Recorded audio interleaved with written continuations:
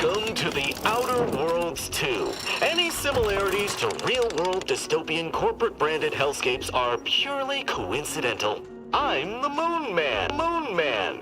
You might know me from such business entities as Spacer's Choice or its parent company, Universal Defense Logistics. Yeah, I'm kind of a big deal. But I won't bore you with how I became the galaxy's most beloved and recognizable spokesmoon. You're here to choose options from a menu. Well, have I got menu options for you?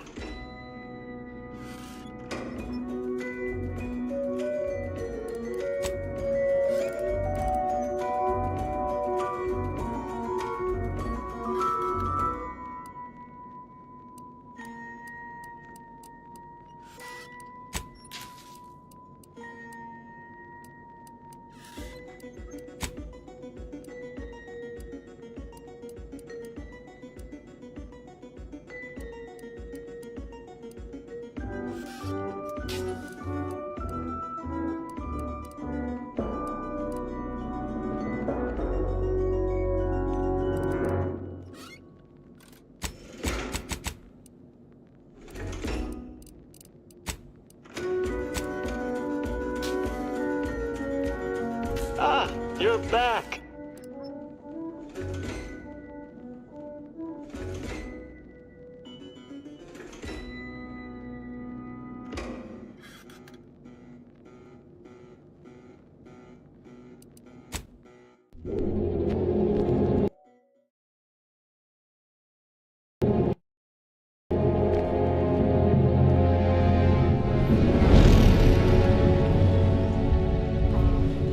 Commander, we've been hit by one of those space anomalies. Buddy? And the piloting system is down. Buddy? The astrogator's gears are shot! Get a hold of yourself! You're an Earth Directorate agent. Affirmative, Commander. What are the orders? Brace for impact. Unable to brace for impact. Is it the end for Commander Zane and Buddy? Tune in next week to find out. From one side of the galaxy to the next, the Earth Directorate is on your side. Whether against corrupt corporations, tyrannical governments, or corrupt corporations in league with tyrannical governments. The Earth Directorate is here to fight for the rights of all colonists.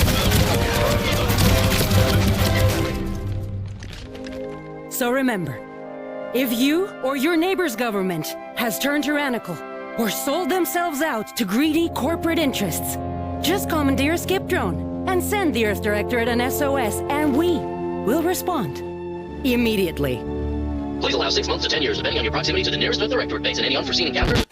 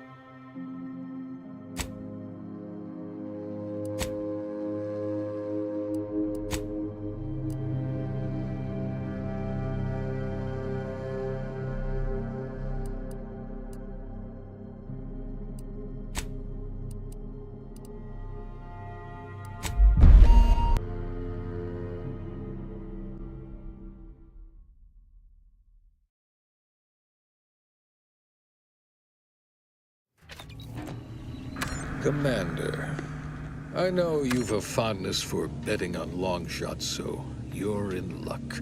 Because the odds are certainly against us on this one.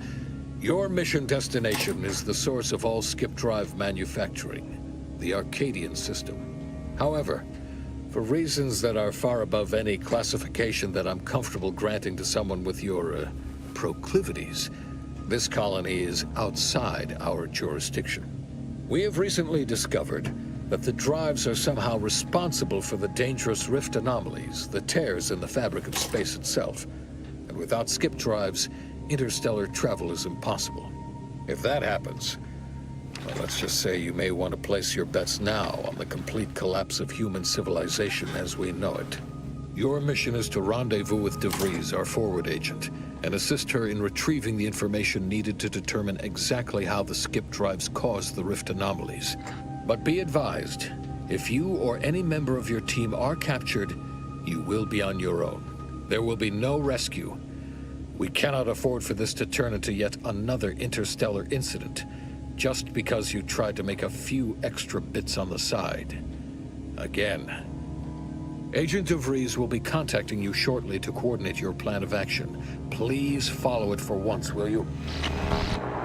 May the law and your renowned luck be with you and your team, Commander.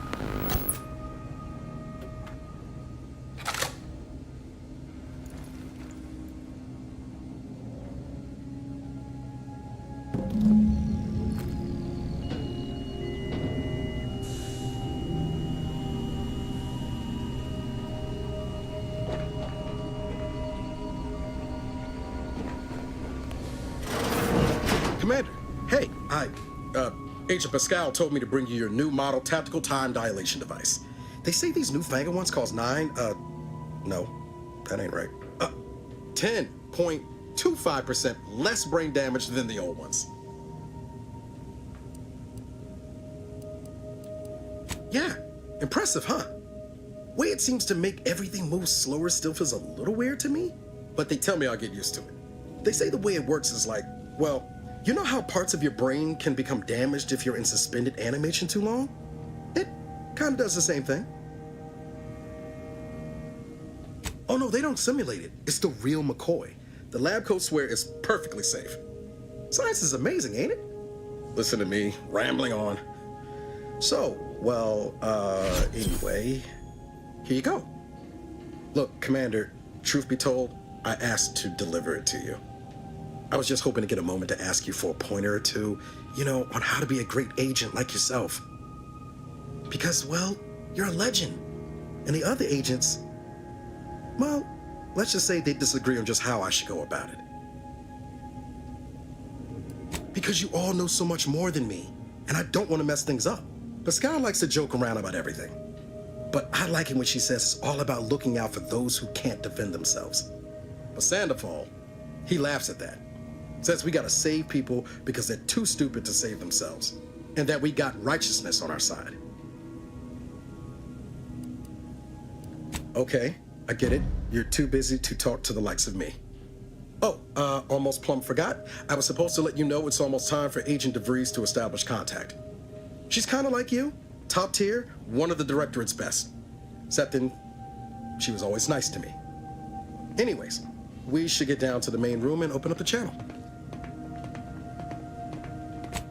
Call should come through at the console.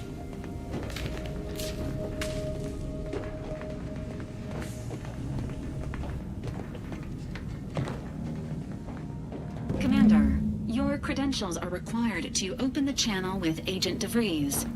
Yours are currently located in your cabin. Don't worry, you're not the only one who needs their gray matter rewired after hibernating our way through skip space, Commander.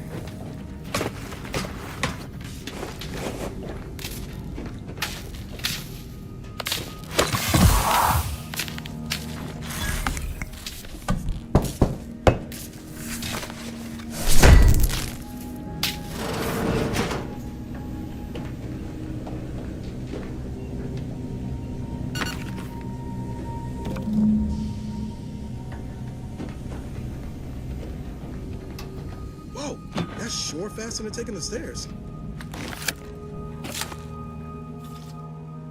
Commander, Considering the danger and consequence of the mission we're about to undertake, I hope you'll forgive the lack of pleasantries. Arcadia is ruled by a dictatorship that calls itself the Protectorate. They are beyond secretive. However, it is their inability to even imagine that someone could infiltrate their system that has given us an advantage. One I've found a way to exploit spectacularly. As unbelievable as it may sound, once you make your way to my location in the Skip Labs, we will be liberating an unsealed Skip core.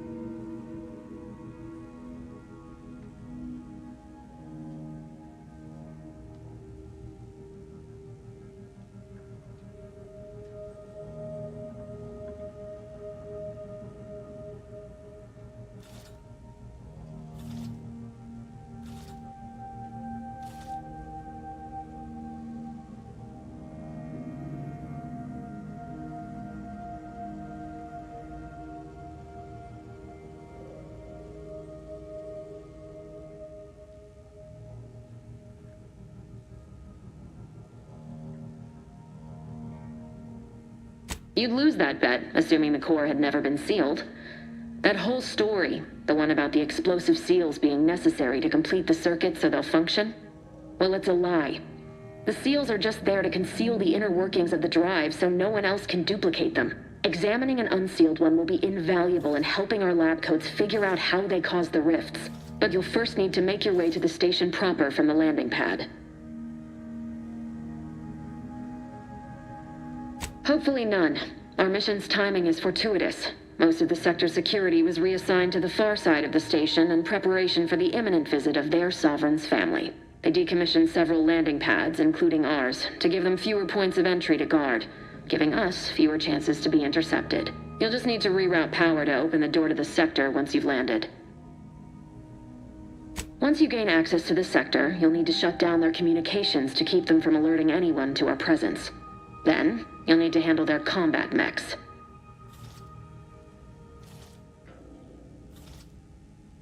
I've managed to leave caches of tools and intel for you throughout the sector. I'd take advantage of all of them, were I you. This may sound simple, but I cannot stress this enough. Do not underestimate the danger we face. Come on, Agent. Haven't you heard? We're the best and brightest. We infiltrate corrupt governments before breakfast most days. Do you think this is some kind of joke? The Protectorate are the worst of the worst and will not hesitate to string you up if you're caught, if you're lucky. They think nothing of regularly chemically lobotomizing their own subjects for even the slightest error. Your life isn't the only one at risk here. Don't tell me to calm down. You know what I've sacrificed? What I'm prepared to sacrifice still? I've spent the better part of a year laying the groundwork for this mission. I don't need a team led by some fool who's only here to pay off a debt incurred through reckless behavior, fouling it up. We shall see. But since you are the commanding officer here, I've no choice but to give you the benefit of the doubt. I'll not let my personal feelings affect the mission. I need to go now. My absence will be noticed soon. Once you land, I'll patch in over comms and guide you through the sector. Augustine! I mean, Agent DeVries. I just wanted to say we're all looking forward to working with you. Who? Niles? Is that you? Law, what are you doing here? It's been so long. I'm an agent. First assignment. Suppose I look a mite different now. Less grease. Oh, and no more smelling like fuel neither. Most days. Can't wait to see you once this is over, Agent. And good luck. Same to you, Ibarra. DeVries out. Navigator's warmed up in the cockpit, Commander. Whenever you're ready to fly us in.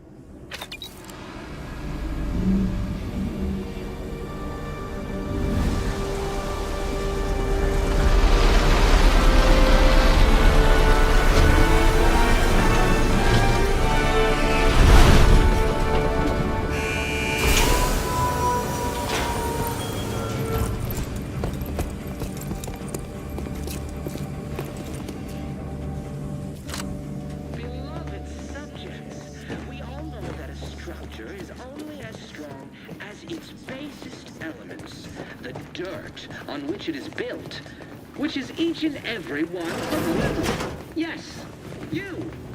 Commander, Ibarra and I will secure the building down here, while you're upstairs restoring power to the door.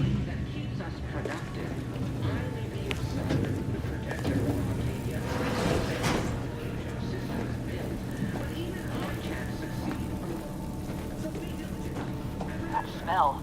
Did a Sprat get flash fried in here?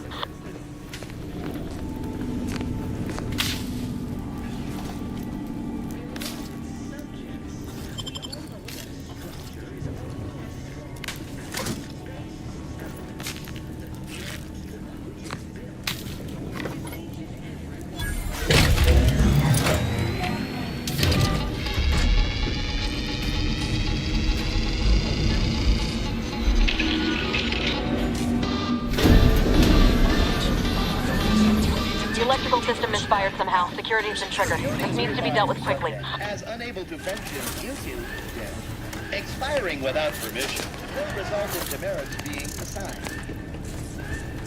Commander, we finished our sweep. I'd wager we could use the intercom to call for help, Commander. Must be a guard around here somewhere who can shut the mechs down. Screen's broken, so should be nothing to pass yourself off as one of their own.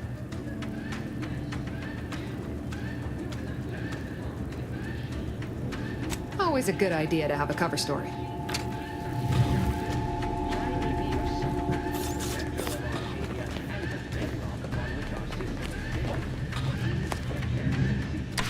Cadet Warden 4th Class Corbin receiving. It's a glorious day in the Protectorate. How can I serve? Wait a moment. You're calling from landing pad 0-53? That's listed as decommissioned. And yet the defenses have come online? Please be so kind as to inform me of your name and ID number, so that I may report you for this infraction. And hurry, please. The transmission of the Sovereign's family's arrival will start any moment. I can scarce afford the demerits missing it would entail. Mallory? Oh, now I understand. I'd heard you were, that your condition wasn't optimal. What? I know I shouldn't be asking this, but what was it like? The mental refreshment. Matriarch, preserve me. I knew it. I mean, I am pleased you have been returned to us as a fully functioning subject. Sorry, I can't risk being sent to mental... forget I said that. It is my duty to report this. I'm sure the Arbiters will come get you out of there when they have the time.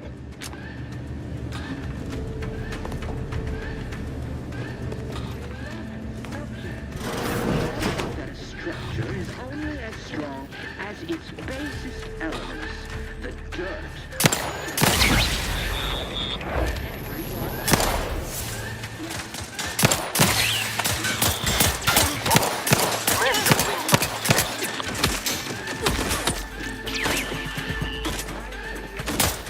Waste no time reducing those necks to scrap metal, eh, Commander?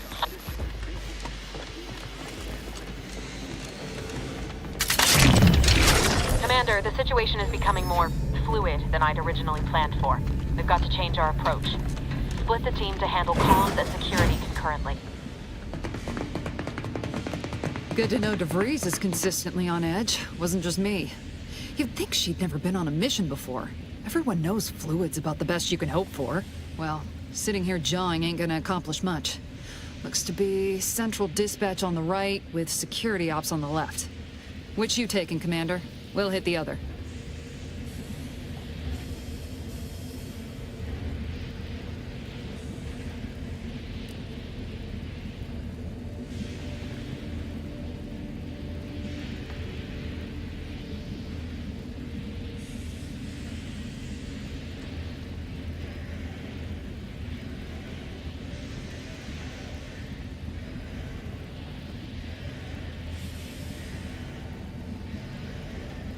Kinda figured that'd be your choice.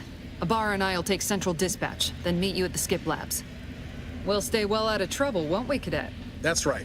I wouldn't dream of letting the side down, Commander. Right. Well, then, notwithstanding Ibarra's enthusiasm here, or DeVries' concerns over fluidity, I'm fairly certain we've got this under control. Rest easy, Commander.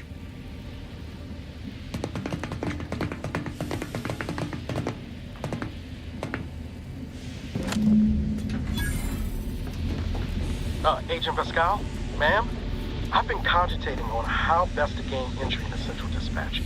You know, without bringing all manner of chaos down on us. Security ops is heavily guarded, so be vigilant. You'll need to shut down security measures once you're inside. I've left a drop for you in the watch post. There's a key to a maintenance tunnel. Not getting shot is certainly part of it.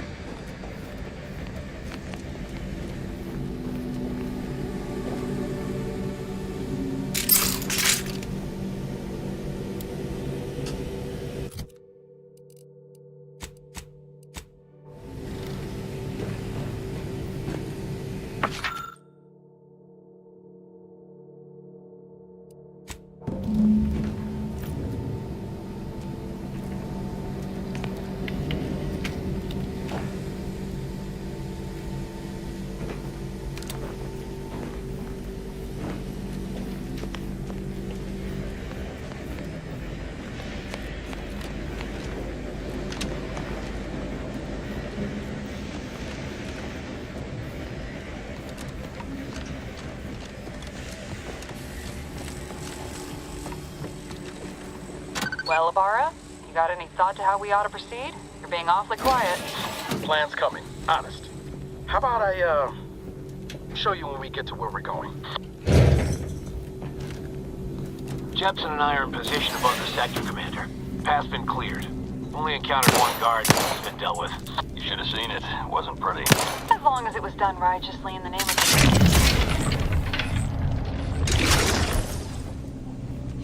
I wouldn't stand too close to the airlock when we're back on the ship, Pascal. Why? Is there something wrong with the airlock?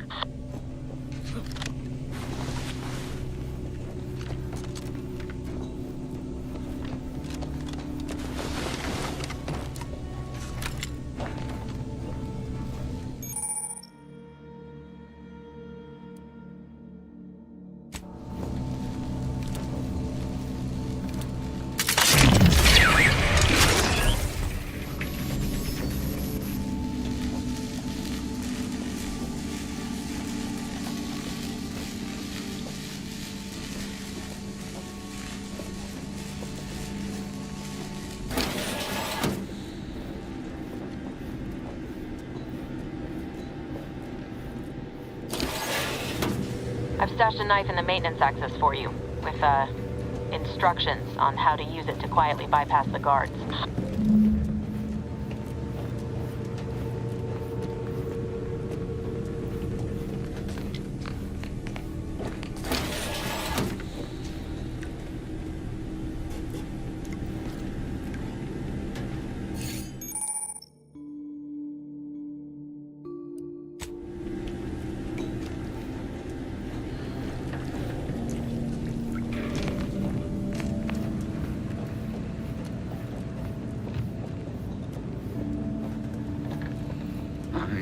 Neighbor, I do all I can.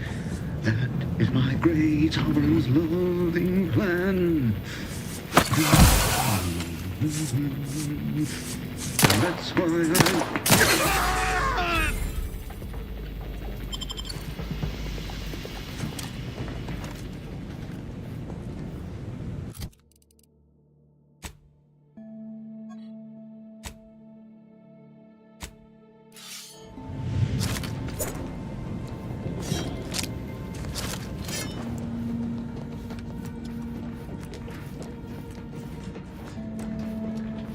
Have you seen Maori since their return? The state they're in, it saddens me. Yes, it is sad that they were. Otherwise, they'd have had the strength and constitution to emerge.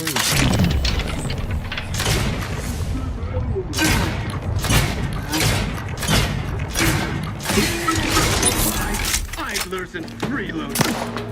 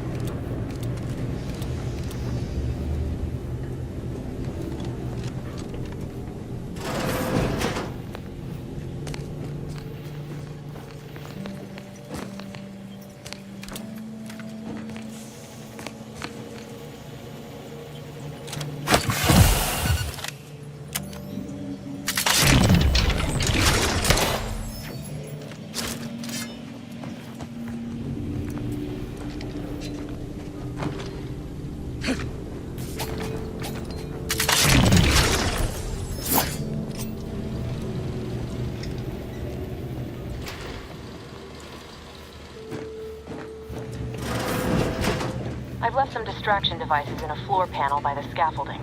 Use them to breach the control room.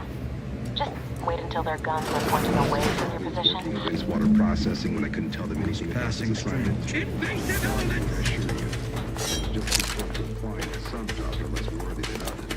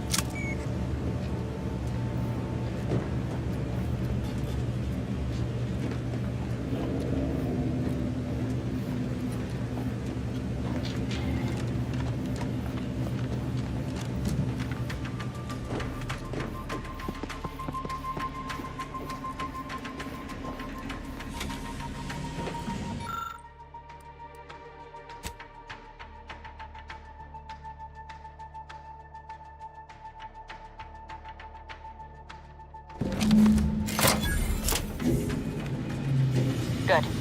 Those mechs should give you no more problems. Rendezvous with your crewmates outside and meet me at the skip labs as soon as possible.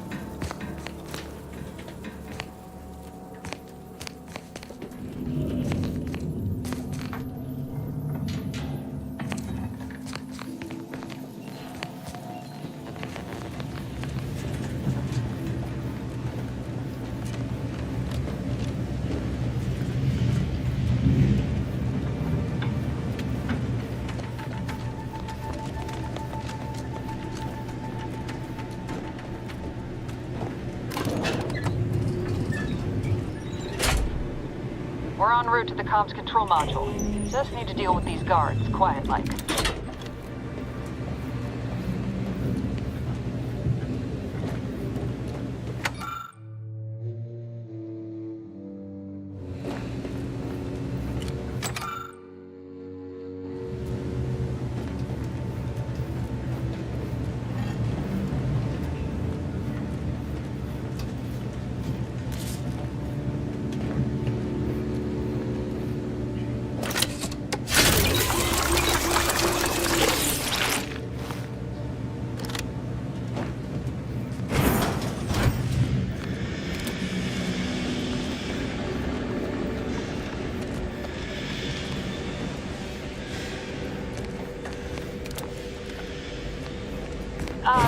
Give us a minute.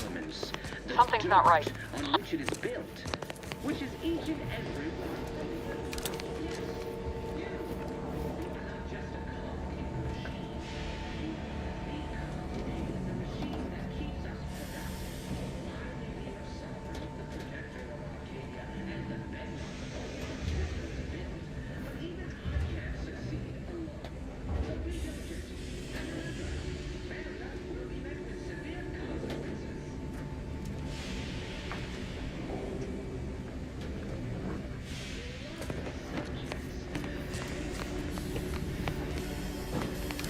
Whoa. Hold on. What's this doing here? What's that? An explosion? Abara, Pascal, do you copy? Niles, say something. What the fuck just happened? I see smoke.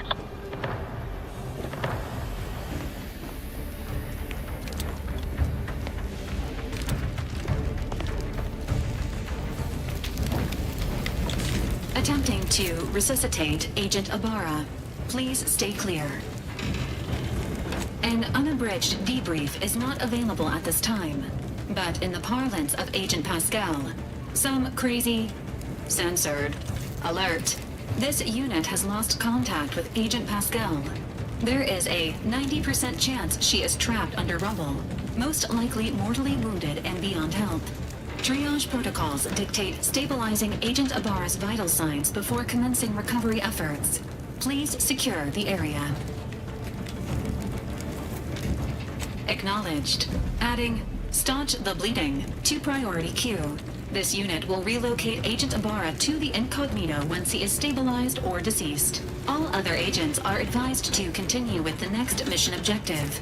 Please head to the skip labs now.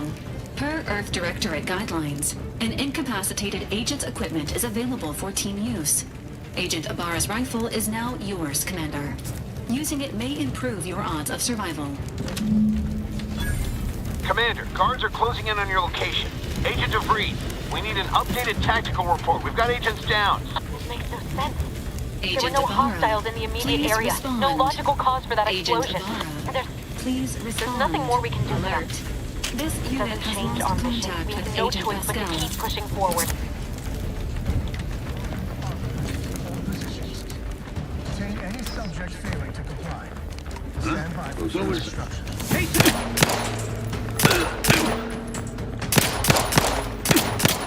to me is resumed. Administer.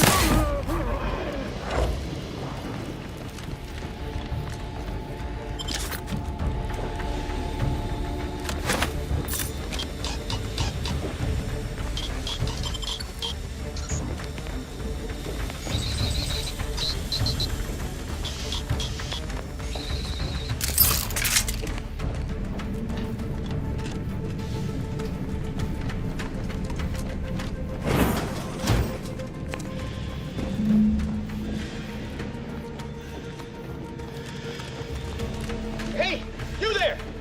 Come over here at once! What are you doing here? Why aren't you at your post? Has this whole facility gone mad? Something awful has happened. We must be on our guard. Security ops cannot even be reached despite all of my attempts. This should be impossible. The automechs all returned to their charging stations and deactivated. And then there was the explosion. Please, tell me you know what's happening here.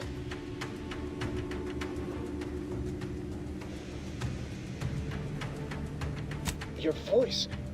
You're the one I spoke to over the intercom. You're not Maori.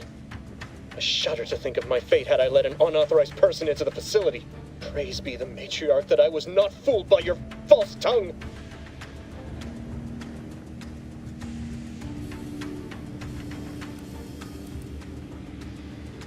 How dare you inflict such talk upon me and call my fealty into question with your actions? I am a subject of the Protectorate.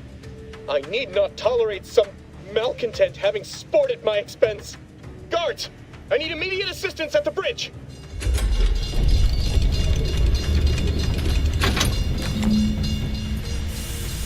Sovereign as my witness, we shall make you pay for this.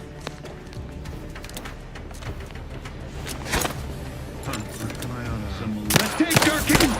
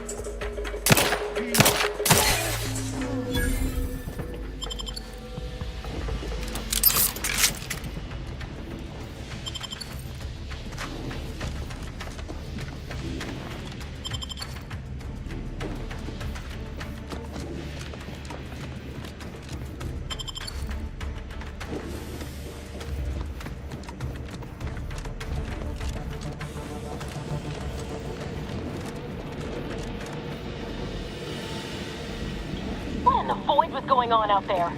Did you think shooting up the place was a good idea right now? After what happened to Niles? You need to stop the tomfoolery, take the lift behind you, and get to me as soon as you can. It is imperative we retrieve this unsealed core and escape this station.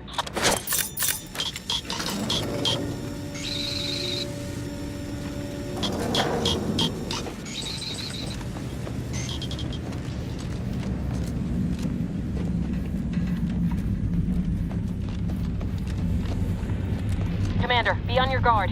I'm picking up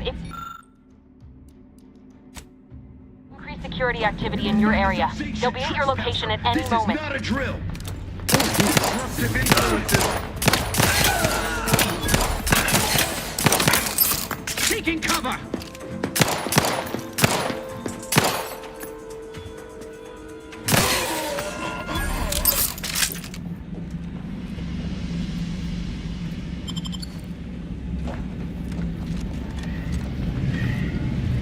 Commander, can you hear us?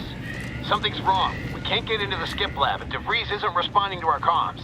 In other words, we're trapped out here. So don't count on us for backup. We'll be busy keeping ourselves alive. Don't worry about us. Just get to DeVries and liberate that core so we can get out of here.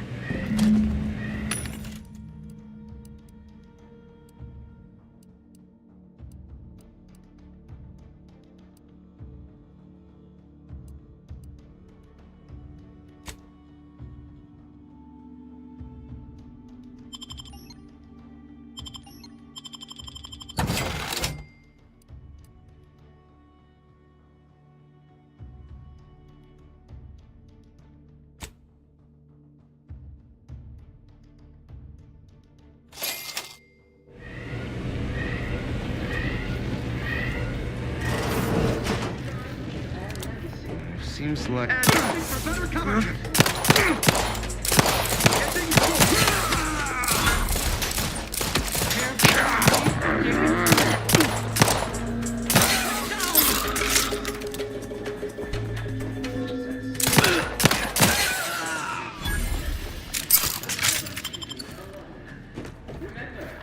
We're all in this together.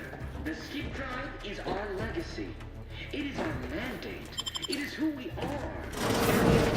Our paradigm is ironclad. Brains of Horizon Point Station to determine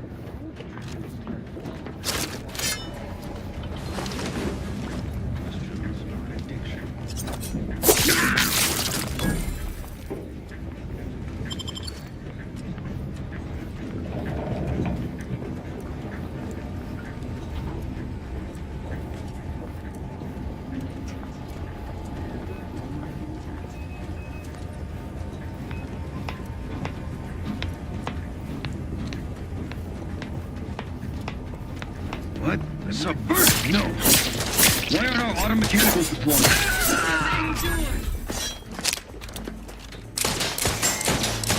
Seeking cover. Replenishing my fireball.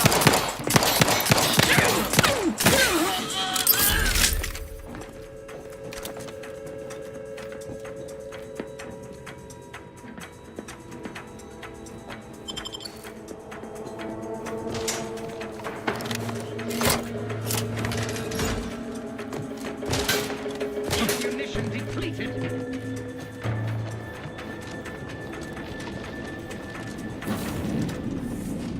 Boy, damn it!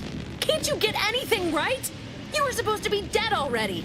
I should have known better than to underestimate someone who needs to gamble on anything and everything just to feel alive. Oh, an infuriating miscalculation on my part, but one that will soon be rectified.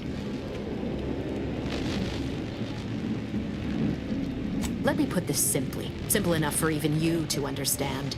The Grand Plan mandates this abomination of an experiment must die. And you along with it.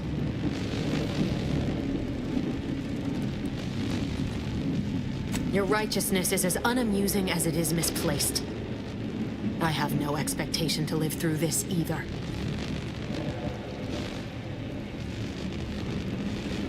I was fond of him too. Saving him would have been preferable were I given the choice. But the plan cares not for our wants. I couldn't risk the delicate balance of the predictions. The mathematical computations involved are very specific. That's the spirit. Embrace your place in the grand plan with humor. Maybe I misjudged you after all. Farewell, Commander.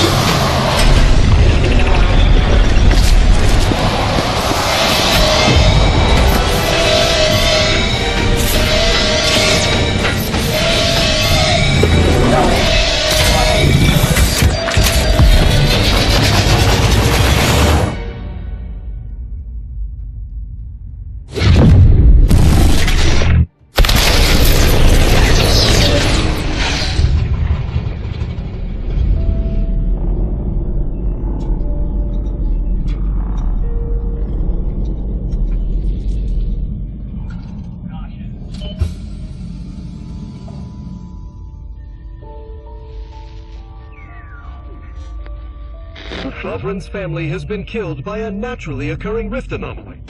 High priority alert to all Earth Directorate agents. Contact with Earth has been low. Identified ships on the edge of Arcadia.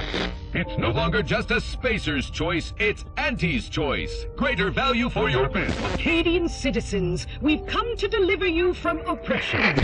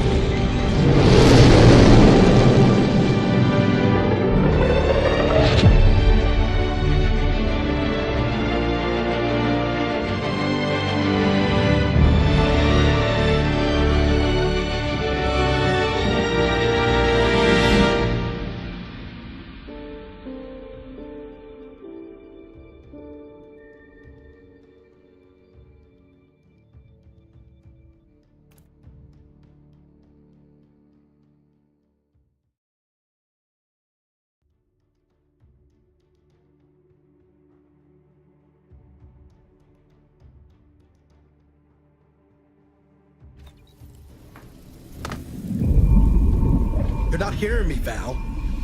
They were out there for almost 10 years. You know what usually happens when someone left in suspended animation that long. Explosive cell death may result from extended periods of suspended animation. Death occurs quickly as the human body rapidly liquefies.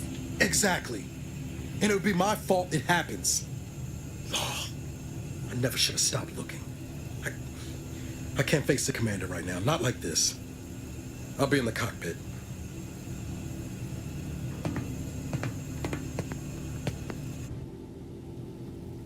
Welcome back to consciousness, Commander. Please accept your back pay for the previous mission. It has been prorated according to the mission's failure and your unapproved 3,468-day sabbatical.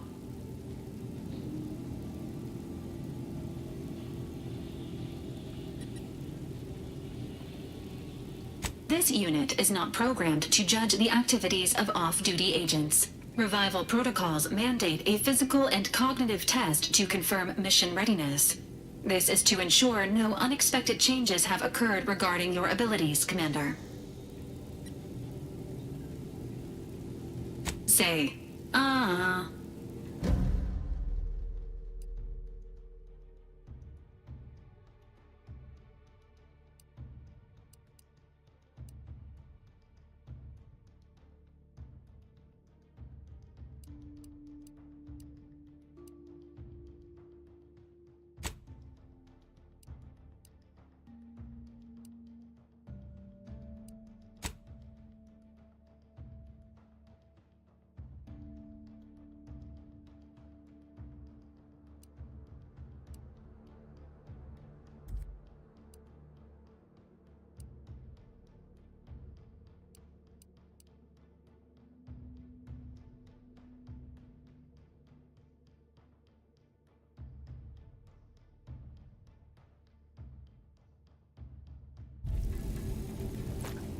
Assessment complete. It appears you experienced some changes while in suspended animation, but nothing of concern. This unit will update your records accordingly. An event summary will now be provided to improve your situational awareness, Commander. If you feel yourself beginning to liquefy at any point, please notify this unit immediately. Following an aggressive merger between Anti-Cleo's and Spacer's Choice, the new corporate entity known as Anti's Choice invaded Arcadia. Anti's Choice claims they are following market demands and liberating Arcadia through the power of capitalism. Many have died. Unfortunately, their invasion fleet also exacerbated the rift anomaly created by Agent DeVries' sabotage of Horizon Point. This means no ship can enter or leave the colony. The rift also remains a threat to the colony. Current estimations suggest the rift will destroy Arcadia in the next 10 years. Give or take 7 to 8 years. Correct. At some point in the next decade, the rift will result in the complete annihilation of all life in Arcadia.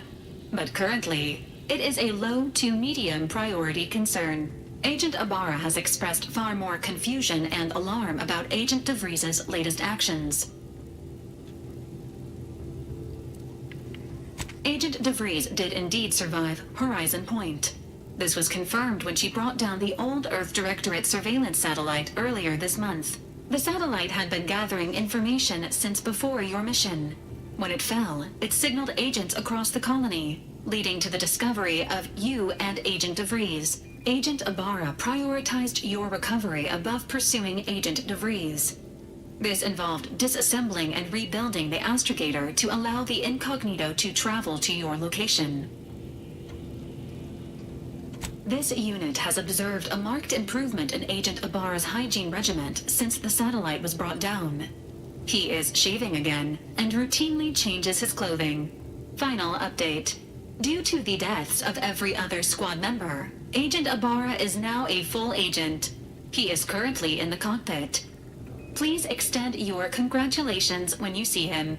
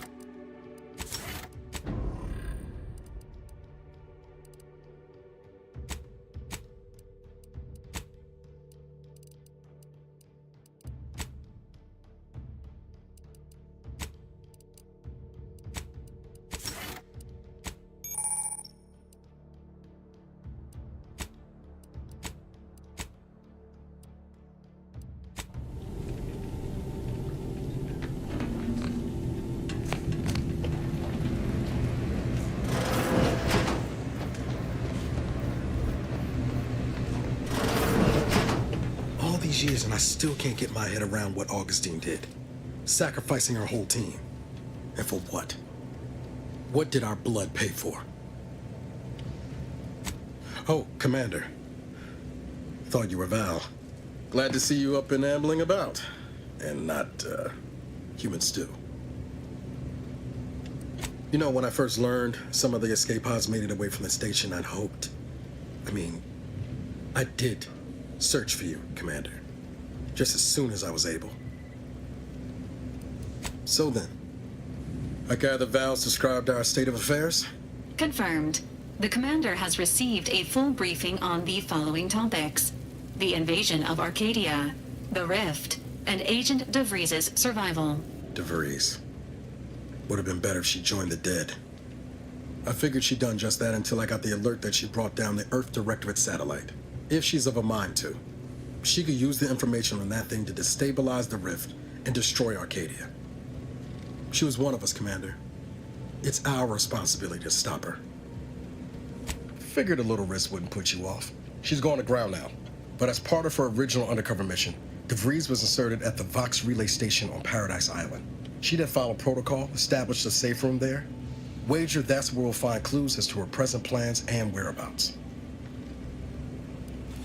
I'd have reckoned you'd enjoy a little prattle after 10 years, but shows what I know. Just to be clear, I'm not saying we're strolling up to the Vox station and knock nicely. The Vox is highly restricted and heavily defended. It'd be a death sentence. We might ought to explore the island first, find out what we can. The satellite alert pinged DeVries' tracker in a town, name of Fairfield. Wasn't nowhere clear as yours, so we need to poke around a bit. Doubt she's there now, but it seems a better place to start than assaulting your Protectorate communications hub.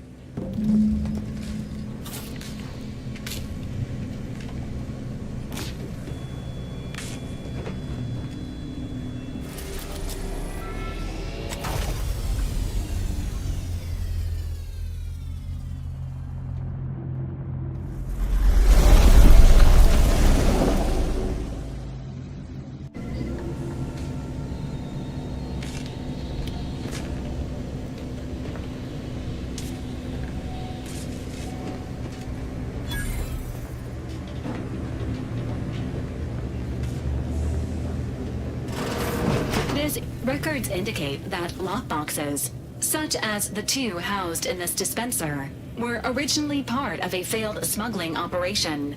Special lockbox keys are needed to open them. After discovering the first lockbox, Agent Ibarra installed this dispenser to house additional lockboxes, which may be located throughout the colony. Unfortunately, due to a jam, the dispenser is currently inoperable. Agent Ibarra deprioritized its repair in order to focus on rescuing you, Commander. Theorizing. Extracting the contents from the first lockbox may disencumber the dispenser, allowing it to return to normal operations. This unit has an advanced decryption key that can open the first lockbox, Commander. Agent Ibarra updated this unit's security protocols following an incident of minor exposure. This unit is currently forbidden from unlocking containers, safes, and bathrooms in use. Helpful addendum. Scans also indicate an Auntie's Choice dematerializer within the first lockbox, which you may find useful in the discreet disposal of bodies, Commander. An Earth Directorate agent prepares for all eventualities, including but not limited to unpremeditated murder. Additionally, the second lockbox's contents may contain parts to upgrade your Valerie unit. Upgrades are recommended to improve your experience of Valerie. Agent Ibarra theorizes that some keys may be obtainable from vendors, but the majority are likely scattered around the colony. Please be on the lookout for any additional lockboxes, which may be stored here for your convenience.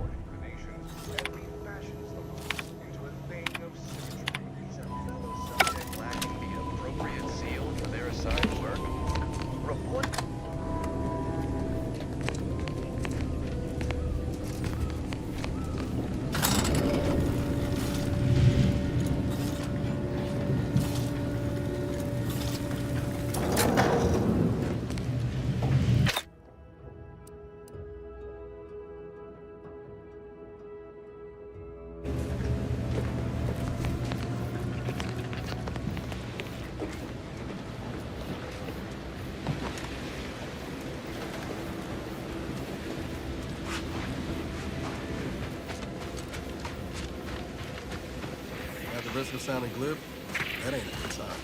Correction. The sign seems to be functioning nominally. Say the same for the trooper.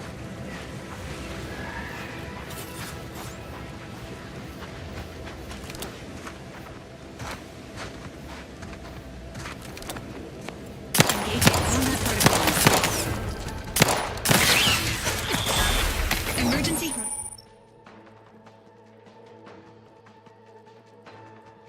Syringes primed. Three hole in the head, coming!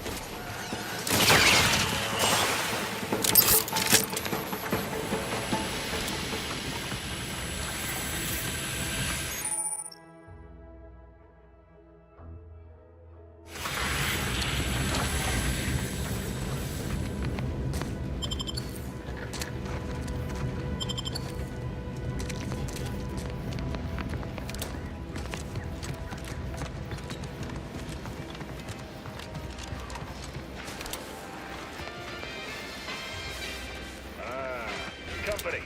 Must be from that ship on the landing pad. Whoa there, go-getter. Welcome to Fairfield, now under the new and improved management of Auntie's Choice.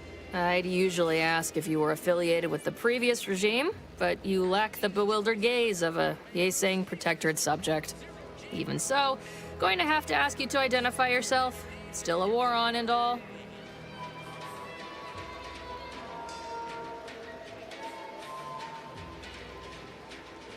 Ah, yes. All us troopers share a unique bond, don't we? A certain camaraderie. For we are all but tools of war. Eh? Something like that? Look, I appreciate your attempt at playing excessively familiar with me to get inside, but it don't really matter. End of the day, we let most anybody in. Bottom line's all we care about is our bottom line. That'll be all. Unless you got any questions before you're on your way.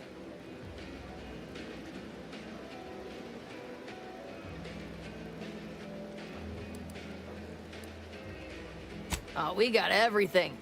One of them, at least. Clinic's over there on your left. Watering hole's a bit down on the right.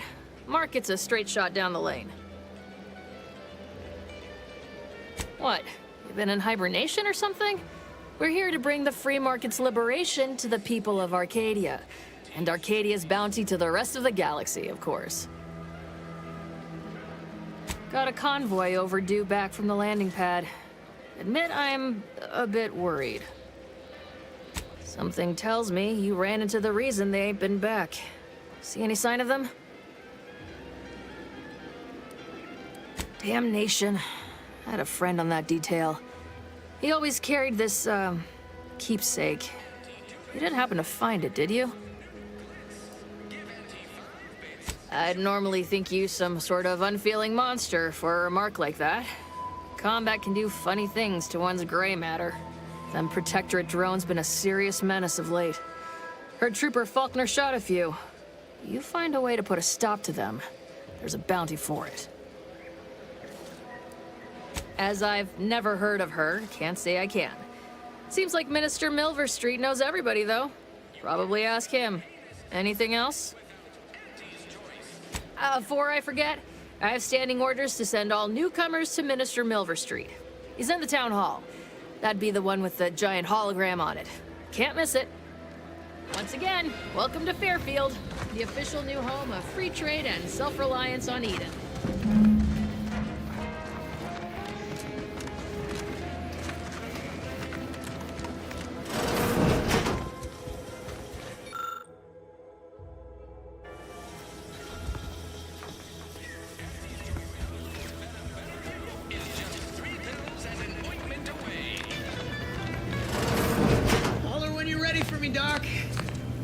over here.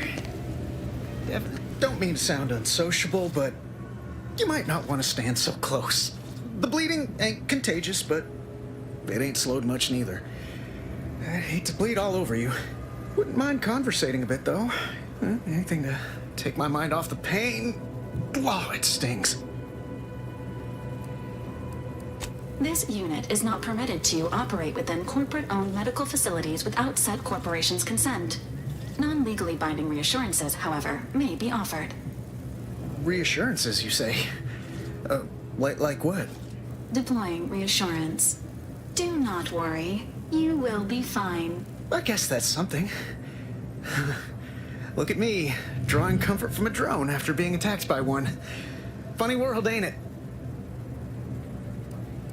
I was on sentry duty, bravely surveying our perimeter for threats, when a Protectorate drone attacked out of nowhere. Third time in as many days. I returned fire like it was a cereal. Bang, bang, bang! Pew, pew, pew! Oh, not excessively, of course. Don't want Auntie taking that extra ammunition out of my paycheck. Again, it was all going fine until the damn thing blasts me while I'm reloading. Mighty uncourteous, you ask me. Trooper Faulkner happened upon the scene just then and dispatched the drone before it could finish me off.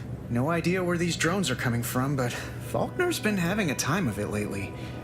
Be nice if someone helped out, but Car's hands are tied. Lack of resources, I guess? As for the rest of these fine folk, they were attacked by Protectorate while defending the forward operating base. Imagine the base is probably hurting for warm bodies just now.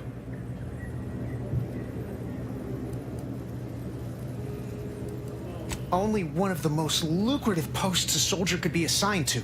Hazard pay through the roof. The FOB's our main line of defense. The only thing stopping the Protectorate from sending their legions over that bridge of theirs and attacking us here in Fairfield. The man in charge, Commander Torres, is a legend. Rumor has it his troopers are relentless, fighting through wounds that would kill most. What I wouldn't give to join his outfit. Well, when you put it that way, maybe I'll stick with sentry duty for now. I'm sure I'll find some other way to climb the rungs. It's all a moot point till I can get this arm of mine mended. Poor Doc Barnes is working himself to the bone trying to take care of us, but he's only one man. I suppose it could be worse. At least Command's not throwing us at that relay station. Can't imagine the casualties he'd be dealing with then, given all its defenses. That sounds great. I'm sure Doc Barnes would appreciate the help. You'll find him in the next room over. Just be prepared. He's not too keen on interruptions.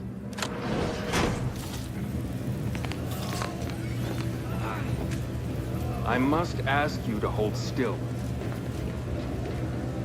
How do you eat Purpleberry Crunch?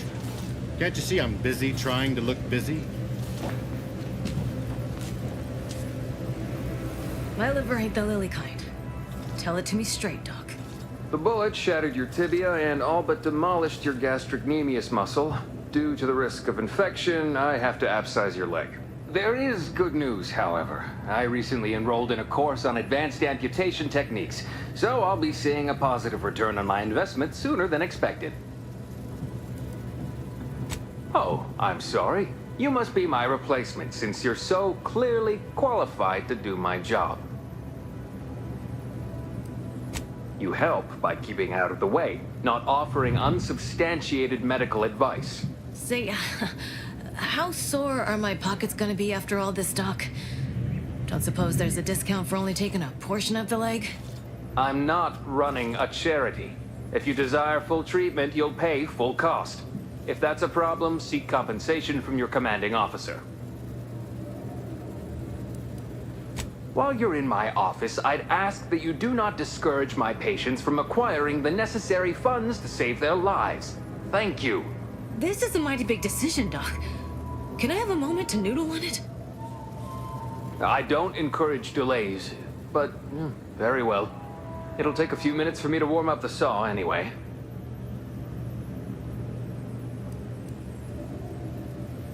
At the moment, yes, it's only medical, Doctor. We also have Dr. Tinsley, but let's just say she's in a different discipline altogether. I'm on my own then, more or less. In case it isn't apparent, I'm having what might be called a day. A whole platoon of soldiers decided to get themselves all shot up defending the forward operating base. And then there's Erickson. Something happened with a drone. I don't know. You'd be better off speaking with him about it.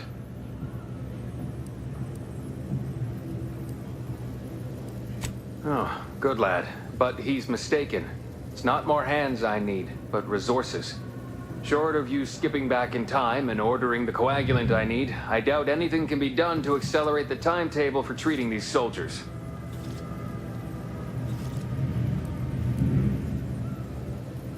I am a doctor, not a magician.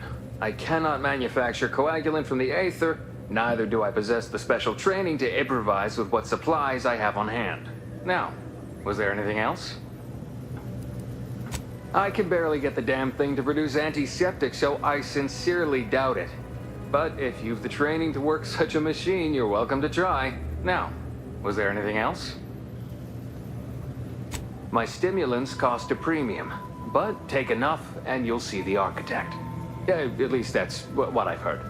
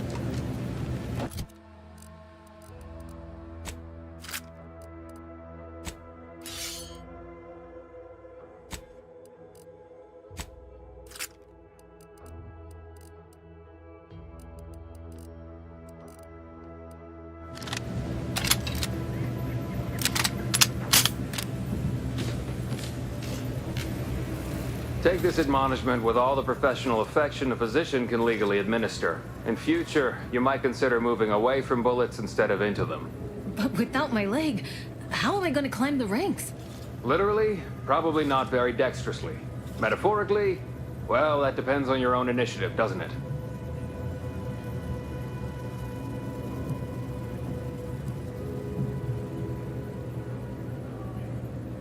Yeah, Doc. Is this really necessary? Kind of need my leg. You know, for getting around and such.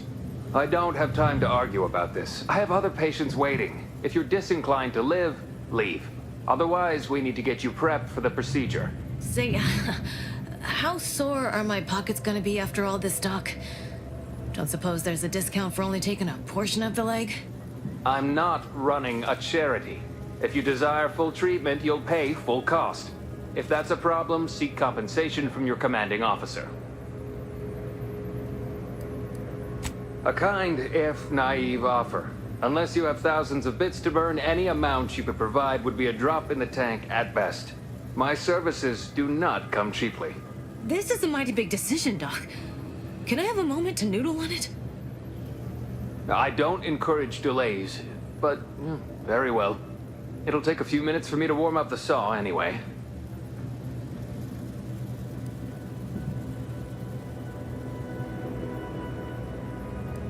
Short of you skipping back in time and ordering the coagulant I need, I doubt anything can be done to accelerate the timetable for treating these soldiers. I am a doctor, not a magician. I cannot manufacture coagulant from the aether, neither do I possess the special training to improvise with what supplies I have on hand. Now, was there anything else? Most still tout the all-healing nature of Protectorate medicine. But despite that, they're surprisingly amenable to accepting treatment. They ain't grown up with the right to dissent. Probably wouldn't even occur to them to turn down poison if you told them to take it. Good thing I don't prescribe poison then. Normally. In truth, I expected more resistance given the sudden transition. But I'm not one to complain of a headache I don't have.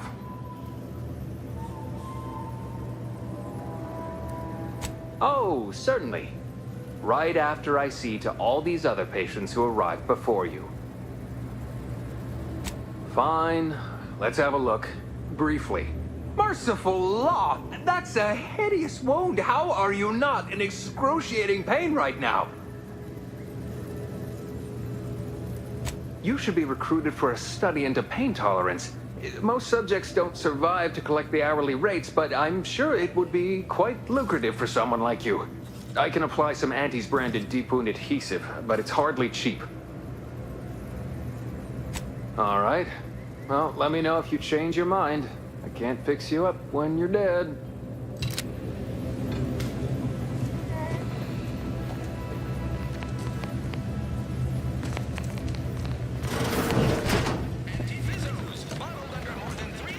Keep your petty skepticism. I'll pay my tab in no time. You'll see. Mark my words, when my deal comes through, I'll have enough bits to own this place. That guard wasn't being ironical about the giant hologram over Town Hall. Well, guess we ought to go acquaint ourselves with that minister like she said. Yet you see fit to keep me in a constant state of consternation. With each unauthorized act, you jeopardize our hold of Fairfield. Yes, but you must understand, the Protectorate citizenry is a hair's breadth from defection. Within the week, I'm certain. Certain. Like the week prior and the week before that. Impressive foresight you wield. Should apply to join the Order of the Ascendant. It would be difficult enough to convert the stubborn populace without your soldiers' constant, ill-advised forays. Enough! Your yipping reminds me of my 2 old canids. I loved those canids. You, on the other hand, are trying my patience. We don't want to try Auntie's patience, do we? No, Auntie. Yes, I thought not.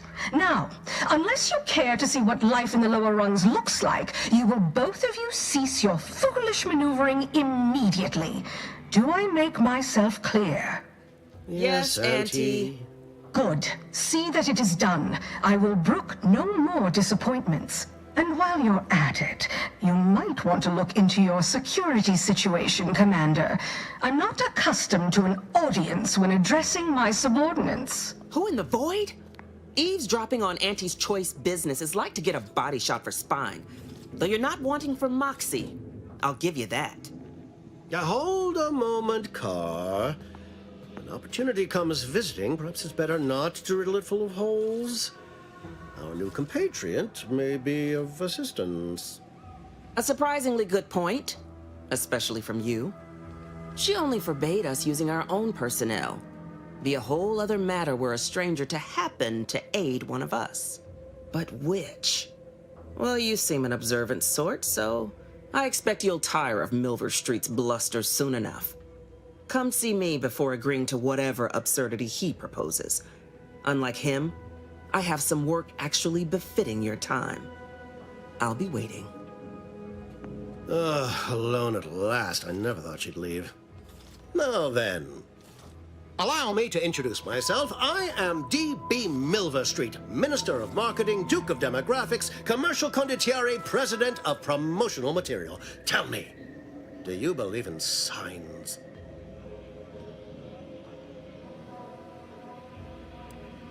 Everything happens for a reason. Yes. Yes, I can see that kind of line working with our Protectorate demographic. I do not believe in signs. I believe in opportunities. Right now, at this moment, you and I have an opportunity to save countless lives. But I'm hardly the type to beg and ask for nothing in return. Tell me, what do you desire of this island? With that hat? Absolutely not. Is this a bad time to mention I can read lips?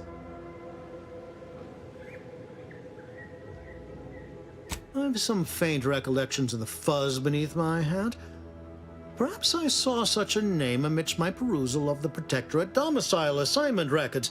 The record room is in this building. You have my permission to peruse at your leisure. But surely a go-getter like yourself has more ambitious goals on our island. Share them with me, and we can brave them together.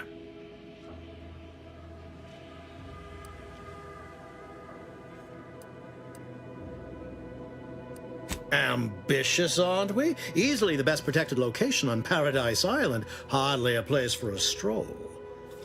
But if you assist me, I promise to get you inside. Better yet, Helping me shall result in our saving dozens, no, hundreds of lives. Your conscience shall be renewed. You're a hard sell. All right, I'll play this your way. If I attain my goals, I suspect I shall find it far easier to ascend within Auntie's choice. And I'm especially willing to aid you. Did that get your attention?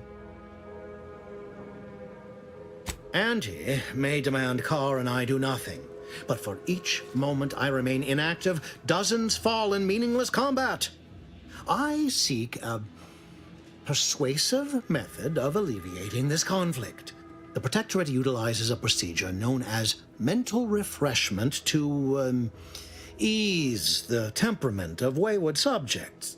The Ministry of Accuracy contains vital information about the process and where it is performed.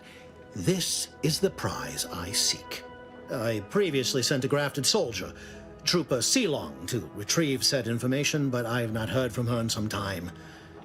Consequently, I must presume the worst.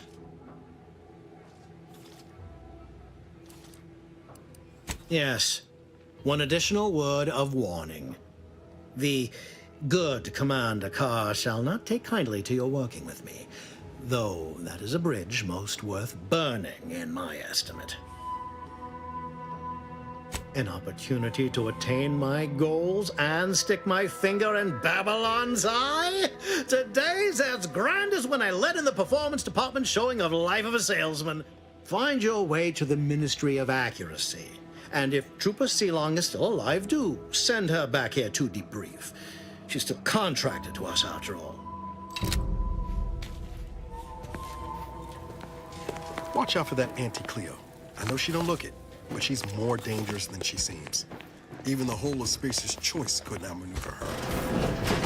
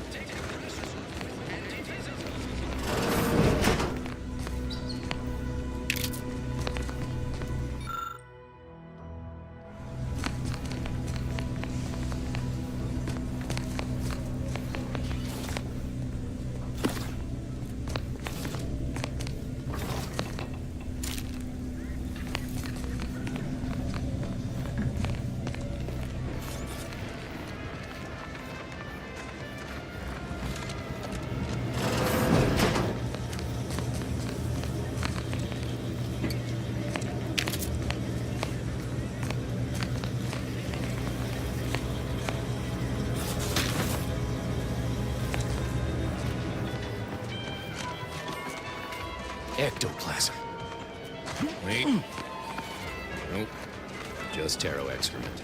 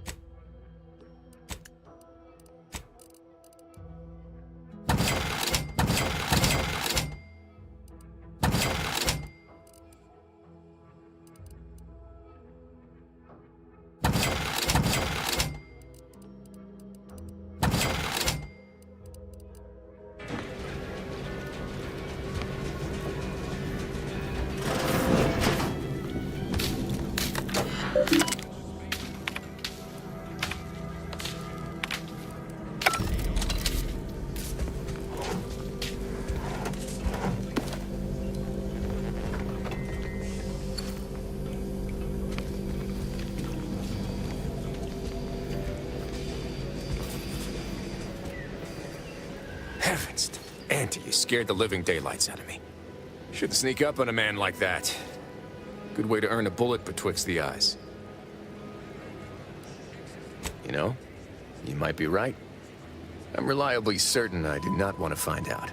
Guess I should apologize for all that hullabaloo before. Just mistook you for another unfleshly manifestation. Look, I know how it sounds, like I'm a few crabbles short of a hurt, but just hear me out. It all started the other night. Saw a personage leaving the greenhouse, late. Figured it for Emily, but when I asked her about it, she didn't know what I was talking about. Happened again the next night. Gave chase that time, but lost him hereabouts. I turned a corner and they'd up and vanished. Or maybe this entity only had the strength to manifest but briefly on this mortal coil. Communication would have proven too difficult for a being of pure information. Well, maybe. I still don't know all the particulars yet, but it's one theory.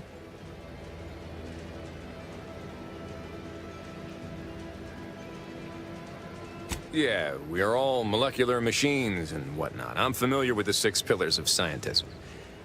Guess I figured that was more open to interpretation than none. I certainly won't say no to having a fresh set of lamps on the scene. Just be careful. Hate to see you disappeared like that foodstuffs.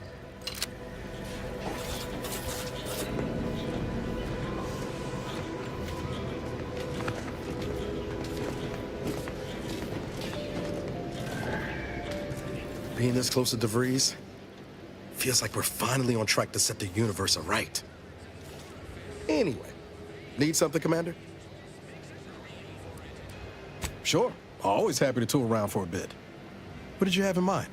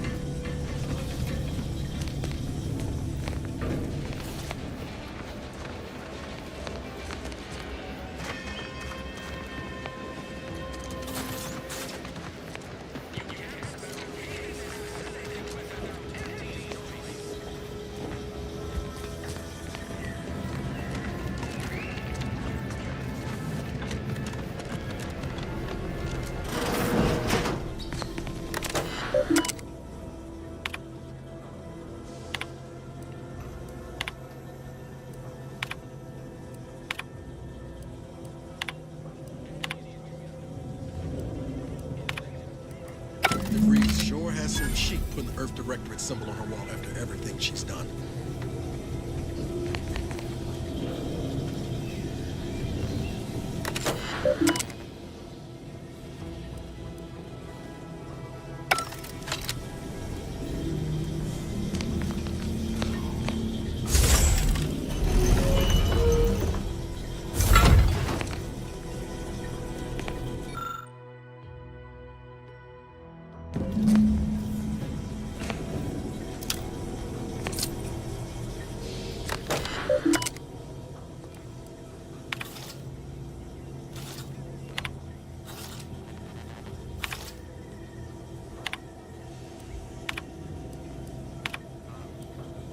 My cover story has worked. I am safely ensconced at the Vox station, assigned to the lowly Information Input and Retrieval Department. It seems a colony so certain of its absolute control over its subjects can be less than rigorous when it comes to security. I was able to easily widen out a space behind the walls of the main control room to establish my safe room, giving me unfettered access to the communication transfer conduits. I have hacked into their system downstream from the security protocols, so I am able to infiltrate their entire system with them being none the wiser. While I have little doubt as to the success of our mission, trepidation still gnaws at me. Though I cannot say why. Perhaps it is simply the normal mission commencement jitters. I did it. They are all dead. And I am still alive. I had not expected this.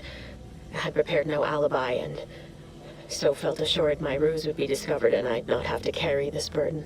But the complete gullibility of the Protectorate subjects cannot be underestimated, it seems. My threadbare excuse of my grievous wounds as pitchball injuries was accepted without question. I can only keep telling myself it had to be done.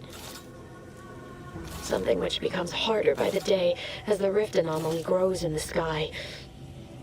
But it was all part of the plan. Wasn't it?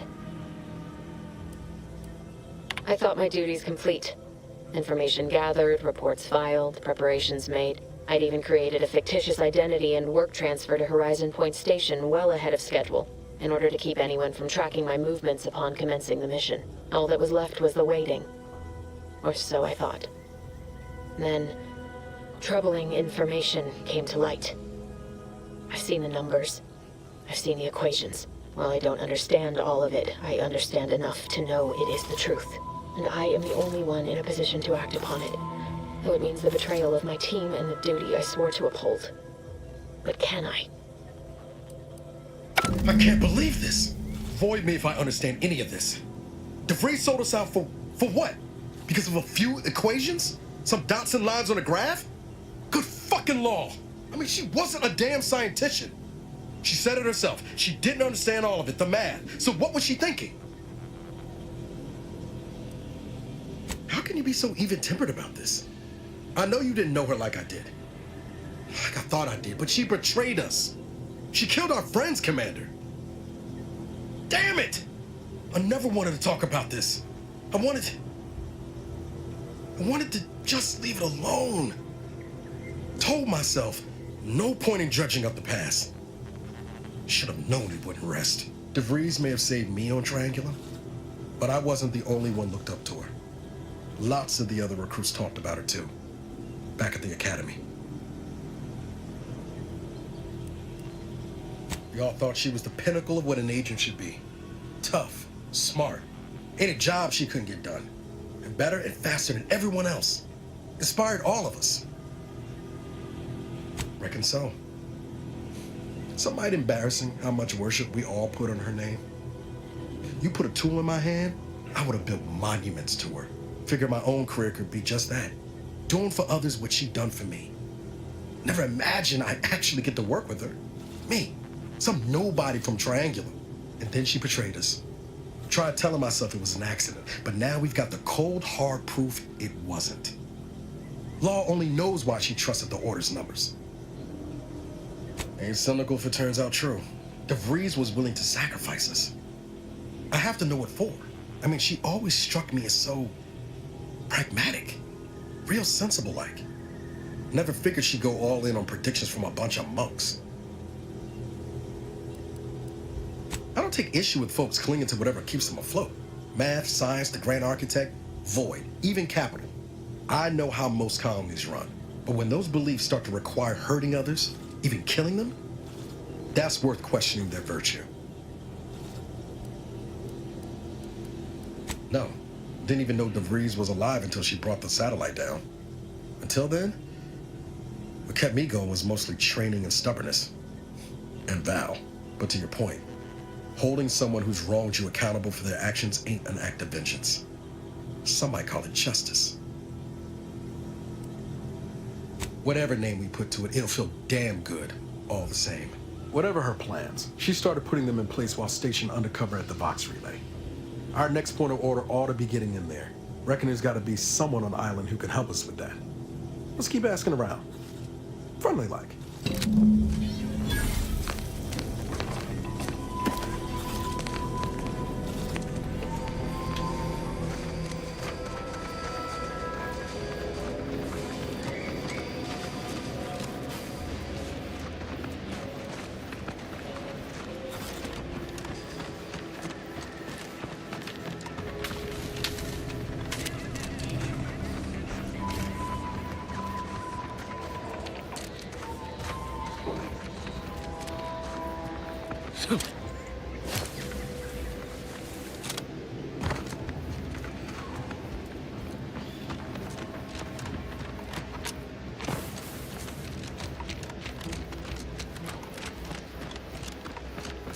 Let's keep your lamps lit for wildlife.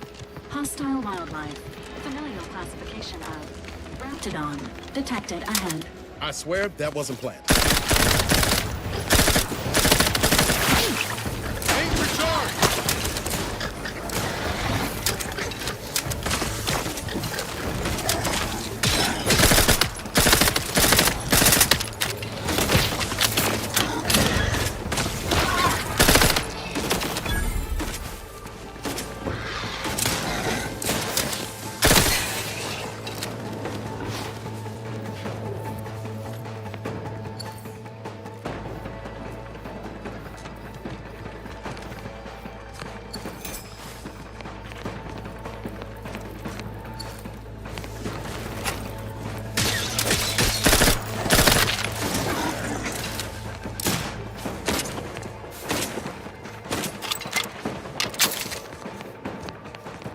Let me know when you need a distraction.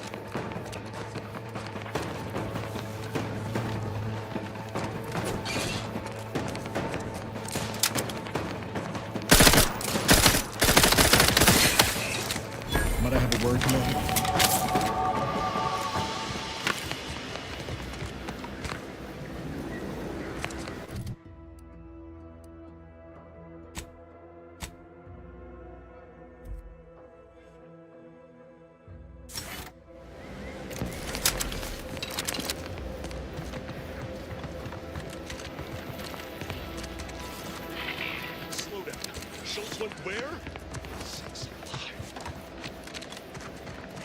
This is a buggery-free zone. Thank you kindly.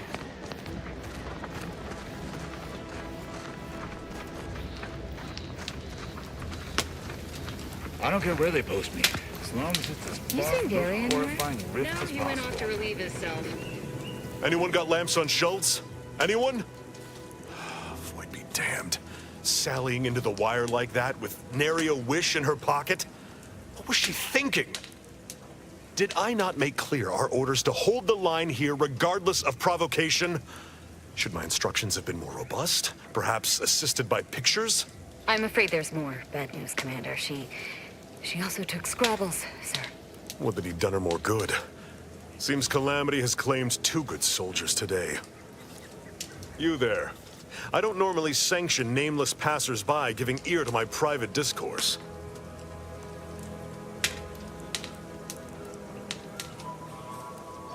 That right. Earth Directorate.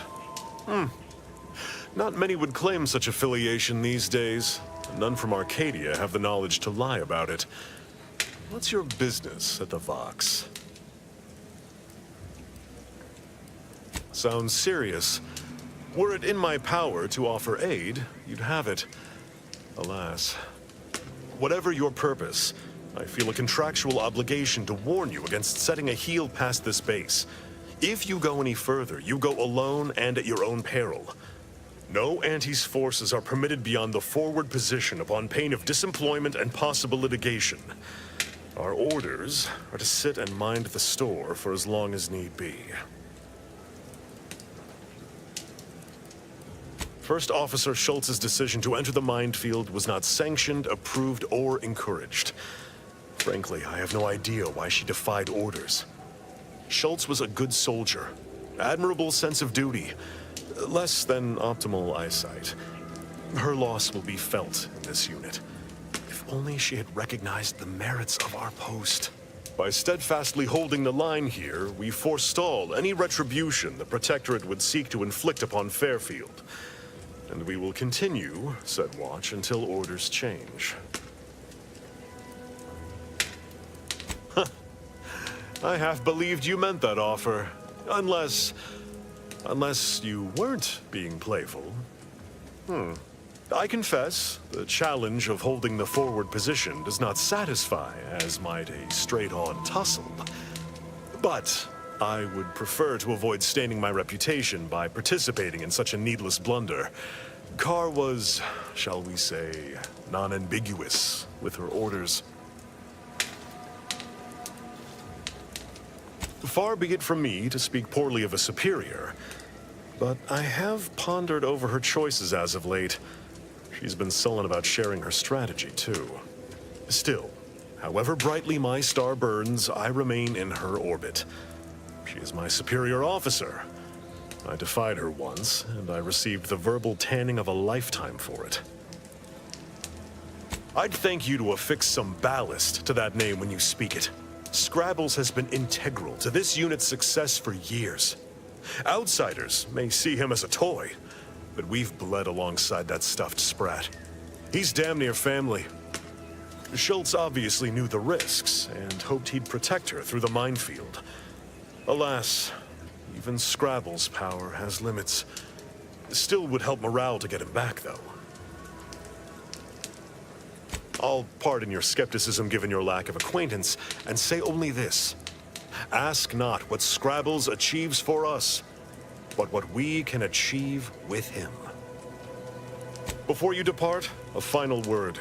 Stay out of the minefield. I won't be the one who answers to Carve when the Protectorate mistake your rootless gallivanting for encroachment.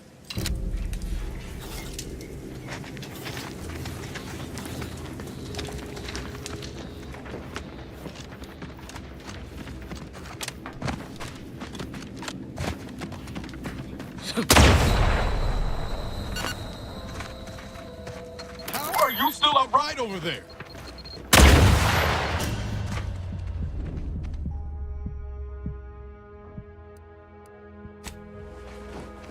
Working order. Commander, watch your vitals! Hit what in the where now?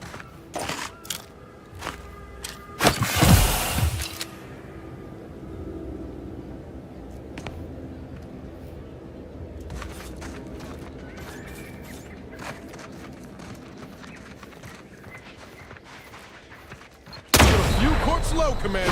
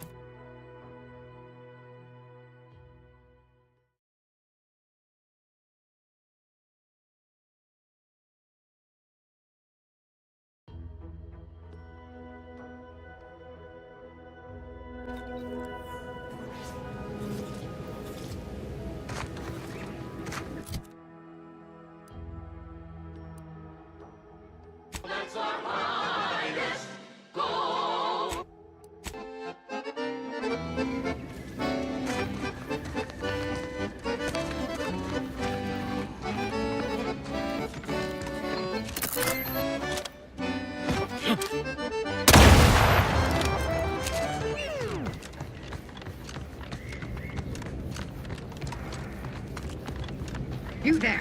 Keep your hands where I can see them. South Gate. Stranger, consider yourself lucky that I've been ordered to not open fire unless fired upon. I will not suffer an outsider to trespass and trample further through our lands. Turn back from this bridge now, lest my ever-depleting prudence be spent. From malingerers of our fair Eden, even our most capable defenders are well defended. This is an abnormal engagement indeed. It's been a mutually assured stalemate on this part of the island for months.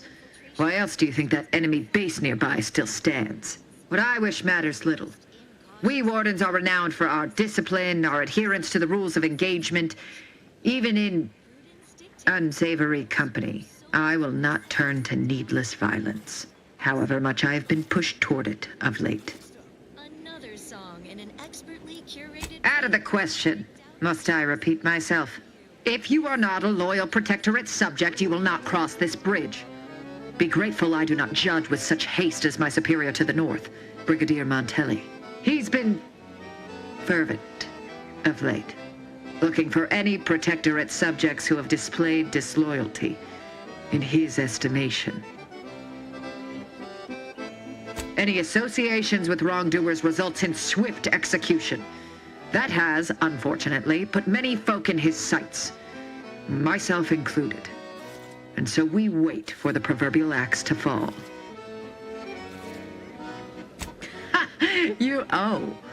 You actually believe you can contend with him. You are mistaken. He'll cut you open gleefully, then issue you demerits for bleeding on the floor. And you also have no business at the relay, as far as I can surmise. Ah, so you are sympathetic to the Protectorate cause and wish to rid our people of this scum at our doorstep. Wonderful. I may have need of your help, stranger, if you are ready to seize an opportunity to show fealty to the Protectorate. I know of 2 traitors who yet remain on this island. Bring them to me, and I'll dispose of them before the Brigadier questions my loyalty and deems me guilty by association. In return, I shall grant you clearance to cross the bridge. Fair exchange, wouldn't you say? A lot more folks are gonna die if we don't catch up to DeVries. We have to consider our options, even the ugly ones. If these folks are deserving, maybe it's worth it.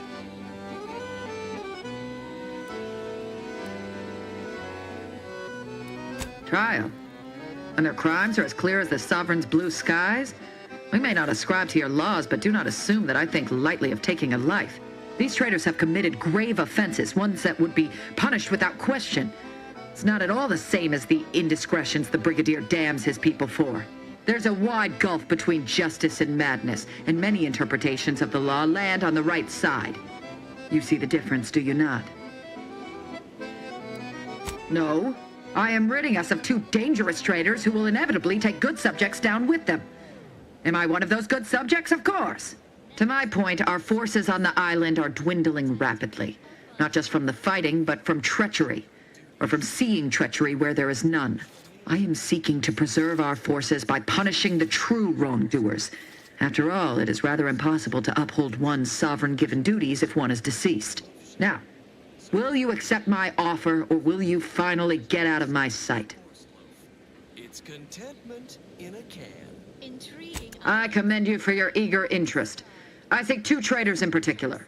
First is Ida Rutledge, a worker at Spire Grove. I once had utmost respect for her. We were, oh, damn it all, we were friends.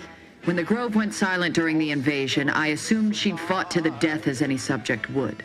But reportedly, she's not only failed to die, but is also teaching the enemy soldiers how to use the equipment. Conspiring against us. Such treachery is unconscionable.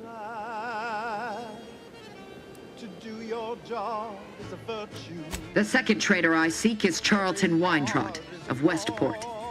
He is, unfortunately, my cousin, and most assuredly a disgrace to our line.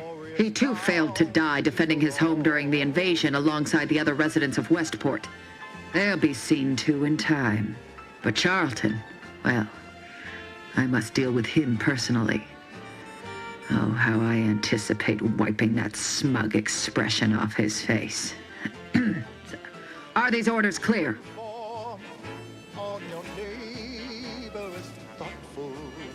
Hanging has been an effective means of execution dating back centuries. Its purpose is to administer pain and fear before expiration. Your humor leaves much to be desired. But so long as you deliver what I seek, I will resist opening fire in retribution. Now go. Remember, once I have both traitors apprehended, you may cross the bridge. But beware if you step out of line. Other subjects may not be so generous with their deal-making as I. Farewell.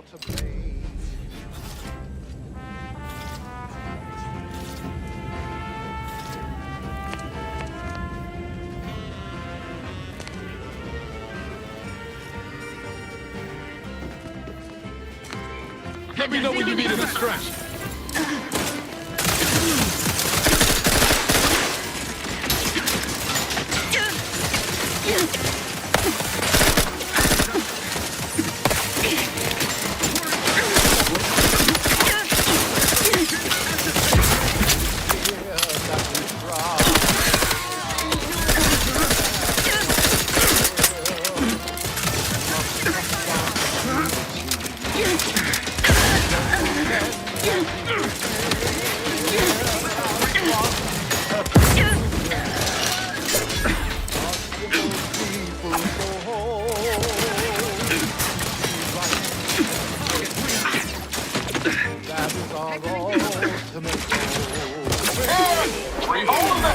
I'm at it. Love to, but I'm not ready. Working as commanded.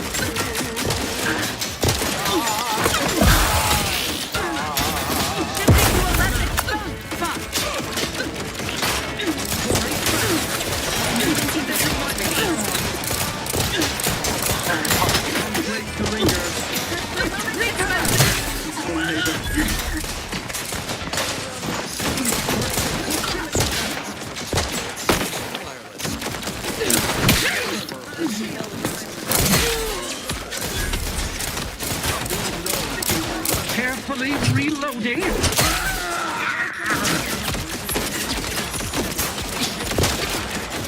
System is resumed.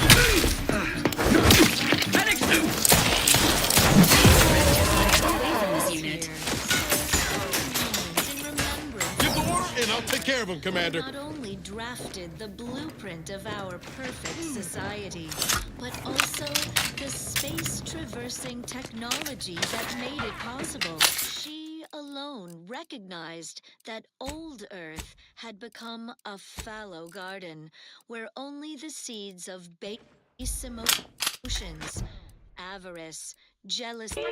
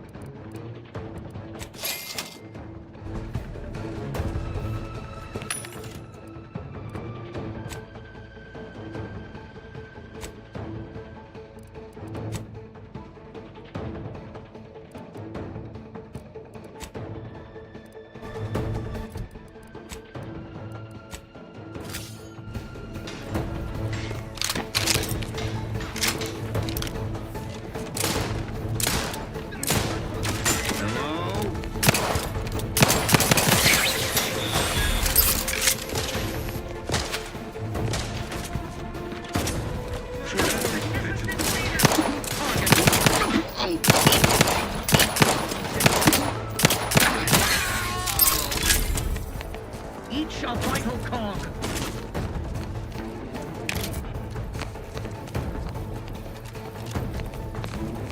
Make plain your intention. Restoring the balance. Ready to waste him. On your command.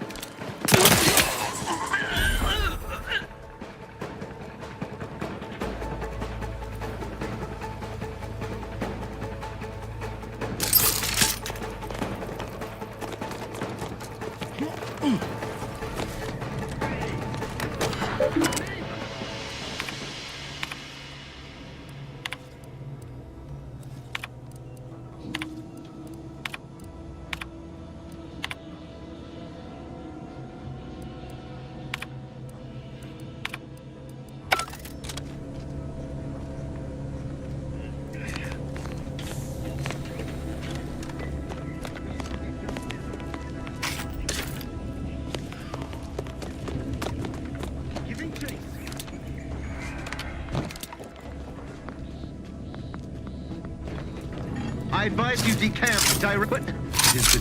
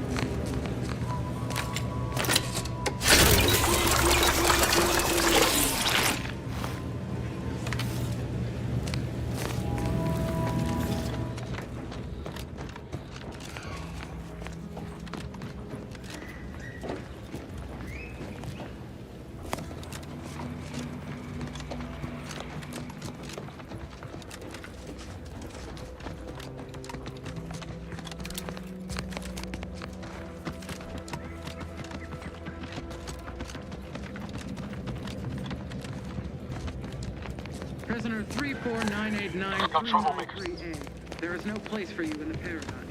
You are hereby sentenced to death for the crimes of desertion and opposing the lawful authority. Authority of the Protector. No! Wait, I beg of you. I was just afraid of Montelli. He's taken leave of his mental faculties. His way is no longer that of the Sovereign. Why can't you see that? Quiet, traitor. At least honor the Sovereign by dying with a modicum of dignity. Were I not better informed, I'd assume you were Auntie's choice.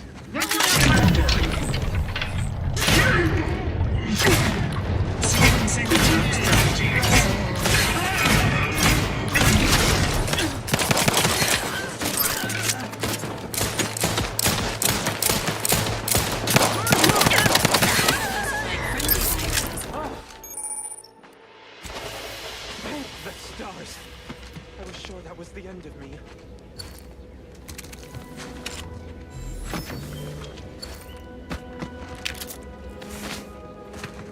Thank you for saving me. I wish I could return your kindness in some capacity, but I left everything behind when I fled. Though you're most welcome to my old Protectorate equipment on that ledge. I won't require any of it from here on out. That part of my life is behind me for good, it seems.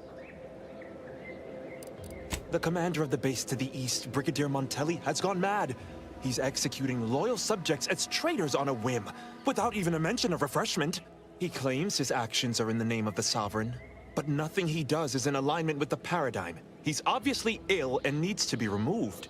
My partner and I are loyal subjects of the Protectorate, but we were forced to flee after pointing out the obvious. Is everyone so oblivious that they can't see what is going on? I was to meet my partner in a cave to the northwest of here. We were going to hide until the current Montelli crisis has been resolved. I fled Montelli, but I'm still loyal. Once I stop shaking, I'll continue on my way. Thank you again, stranger. I owe you my life.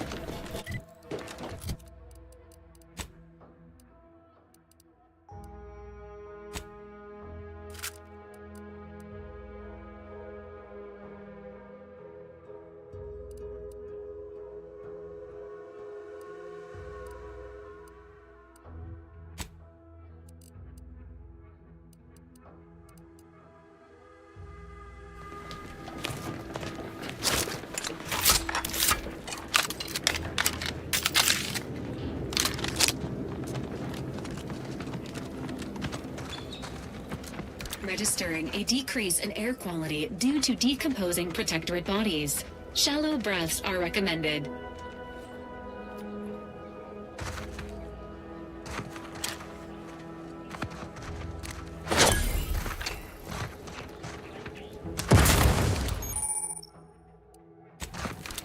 Entering a confrontational state. Emergency protocol syringes primed.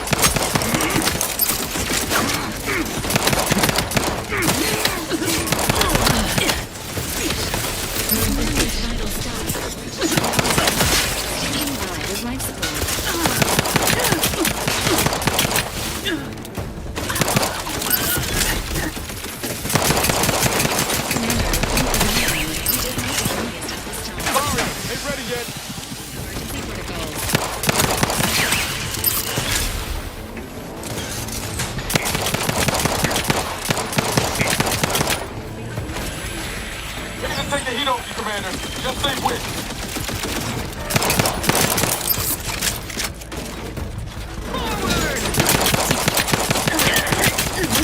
Regain sight.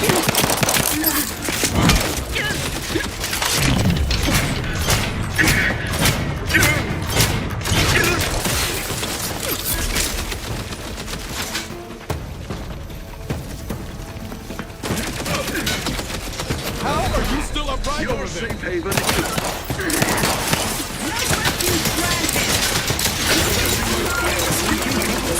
Better in the future.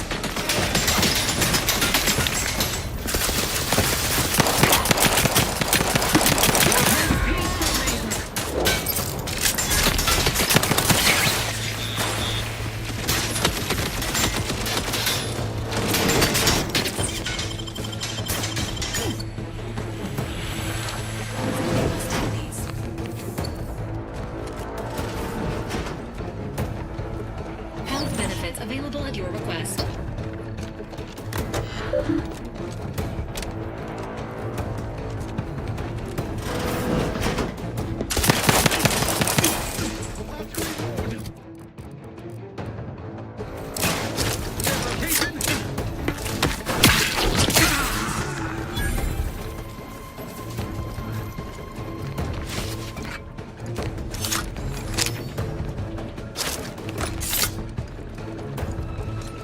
Maintaining your battle stamina.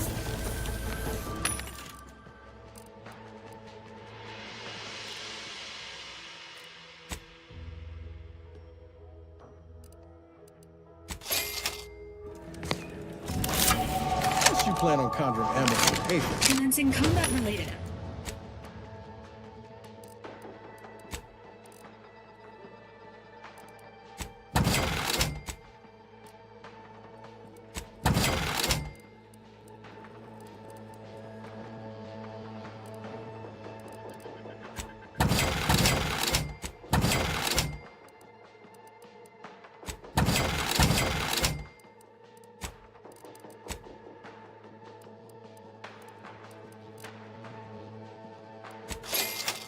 Activities.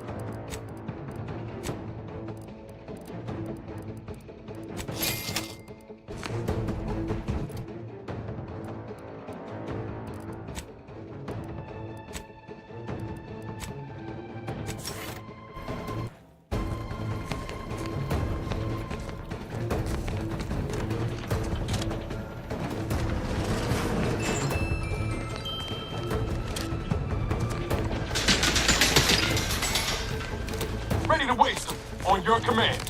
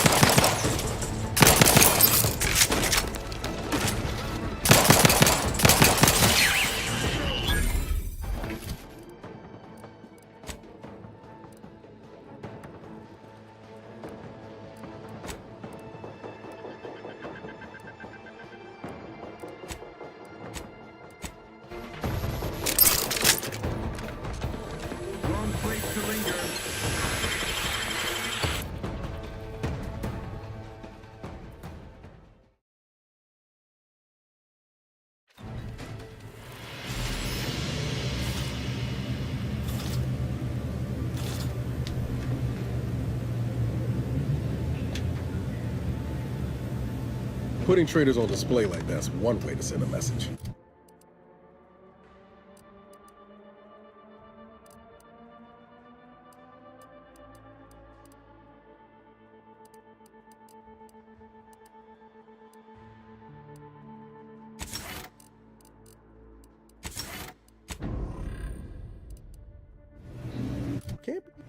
Can't be too good for morale, though. This cannot be happening. Not again.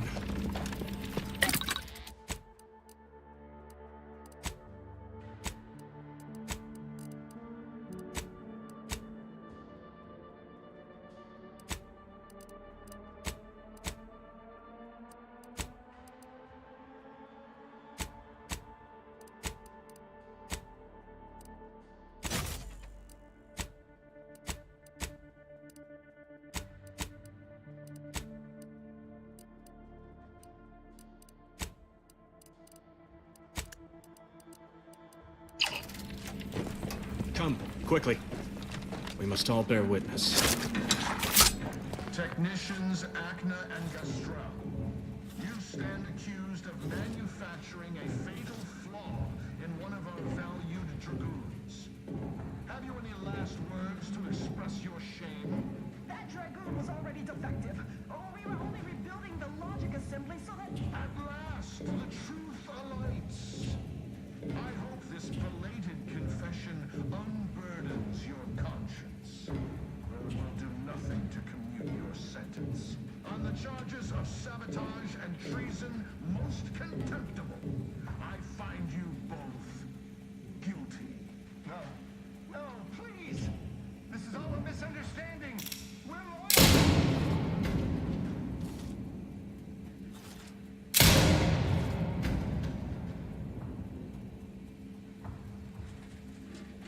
More loyal subjects executed. And valued technicians, no less. I cannot see how reducing our own manpower guides us down a path to victory. Wait, I recognize you. From Horizon Point. Yes, just outside the skip labs, before the incident. Didn't I set security on you? How are you here? Alive? You got security called on you outside the skip labs? But wasn't DeVries already inside the skip labs at that point? You must have been the cause of everything that happened that day. And to think I could have stopped you. Perhaps I would have, if I'd not been so vexed over mere demerits. Ah, I see what's happening here. You think me a fool. But I'm no longer some nervous cadet wetting himself over demerits, easily flummoxed, easily deceived. I know you. Just as certainly as I know you have no business being here. Now I will be forced to slay you in a fashion undesirable to us both, and hope I can explain your unlawful ingress to Montelli. Truly, this day is cursed.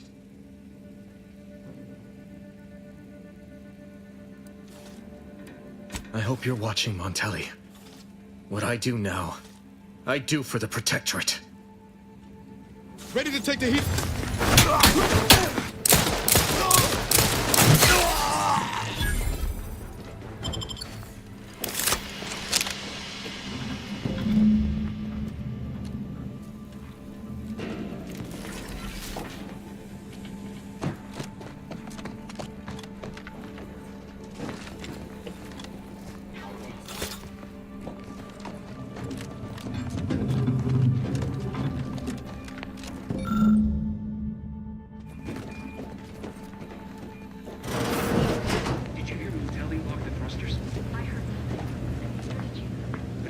Relay launches, we won't be able to change its trajectory. It could land on one of our towns. Are you questioning the actions of our brigadier? No, of course not. Got eyes Help on you? some no good.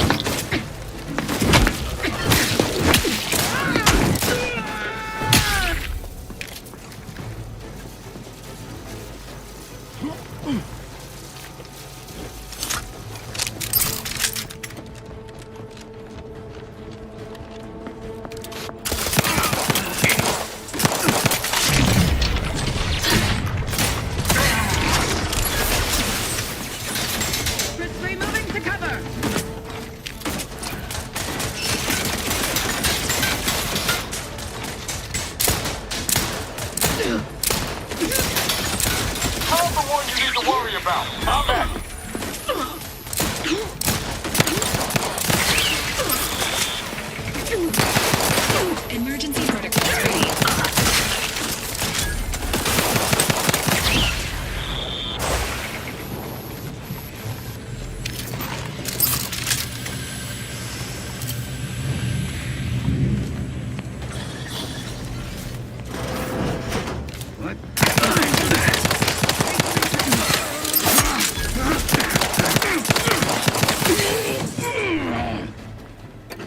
Can't have our fearless leader firing on empty.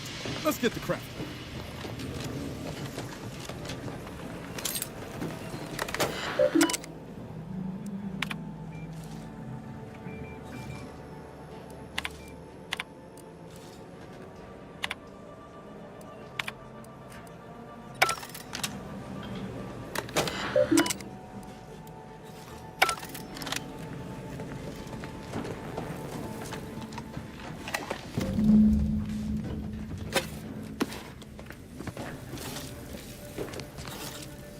Preparing obligatory. We should keep moving, Commander.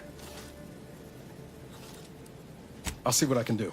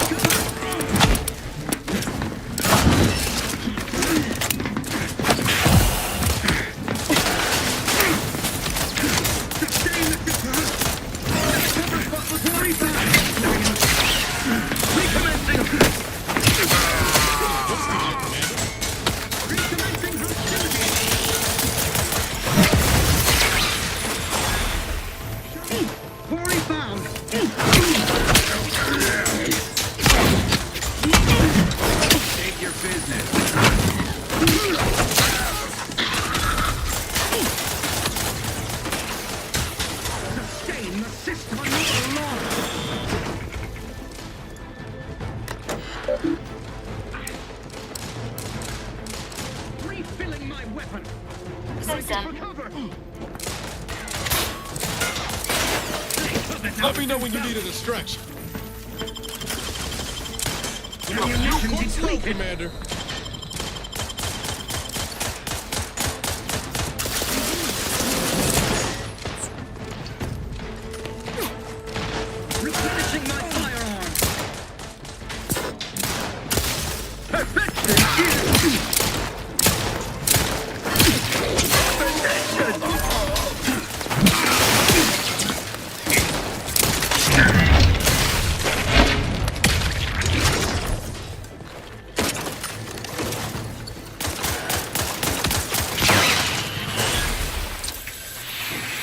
do go through ammo, don't you? Not to worry. We can always craft us more.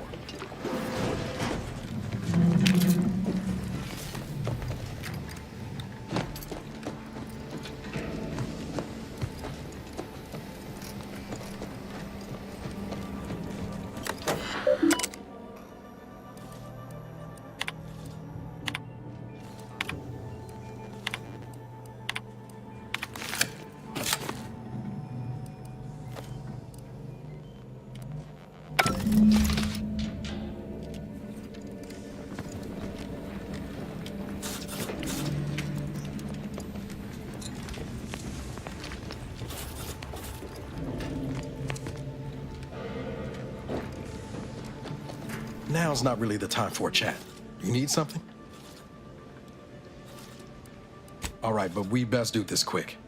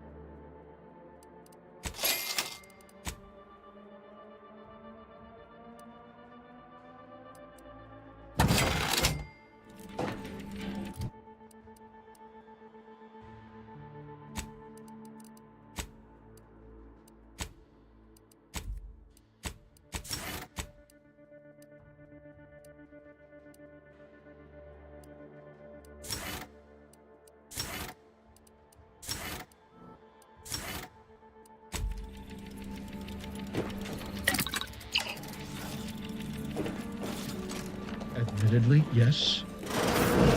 What now? Ah, an intruder.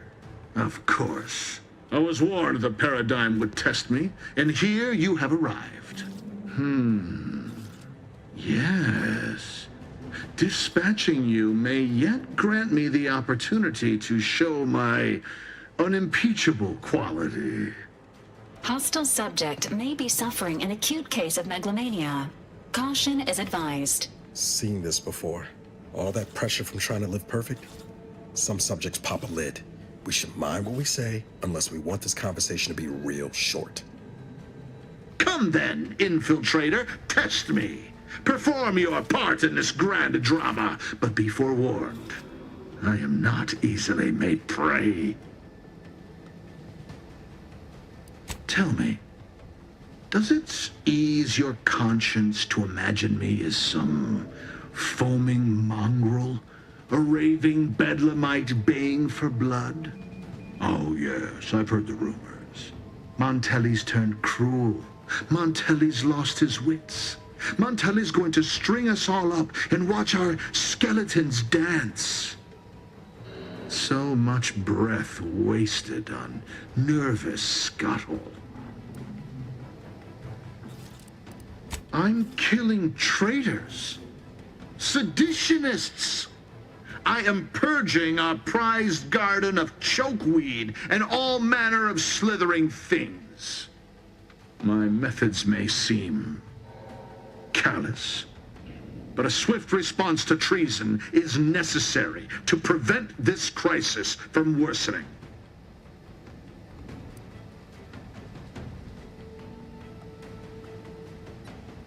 Auntie's choice, bah! The invaders are vacuous opportunists dead from the collar up. They would not have found purchase here if not for the festering rot already in our soil.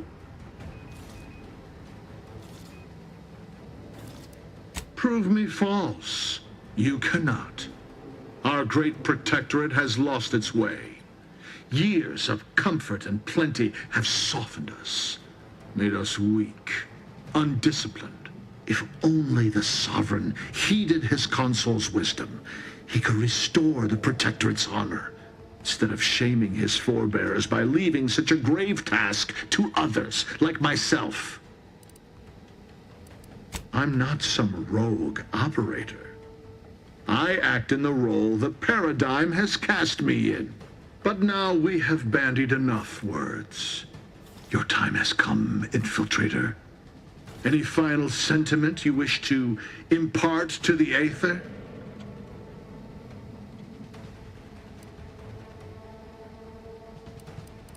An offer unasked for, unwanted, and summarily rejected.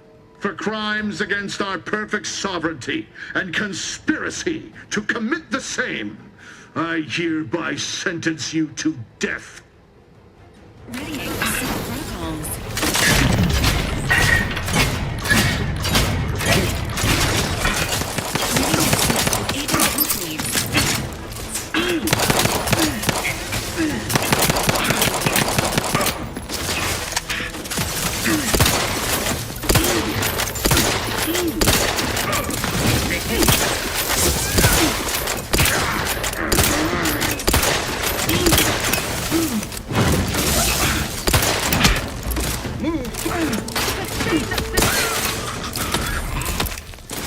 Replenishing my firearm.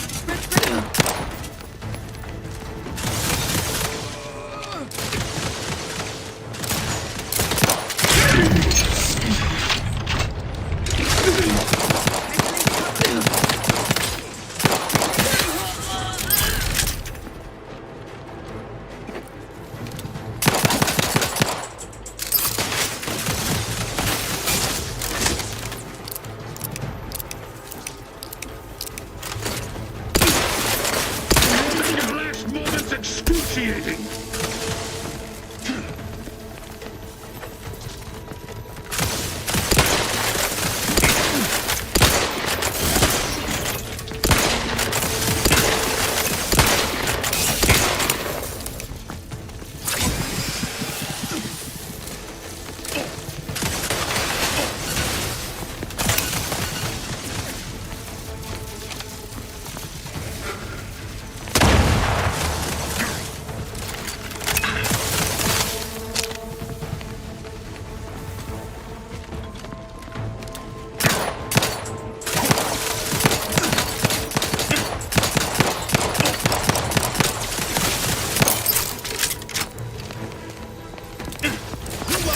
the broadside of a freighter. Over here. Free hole in the...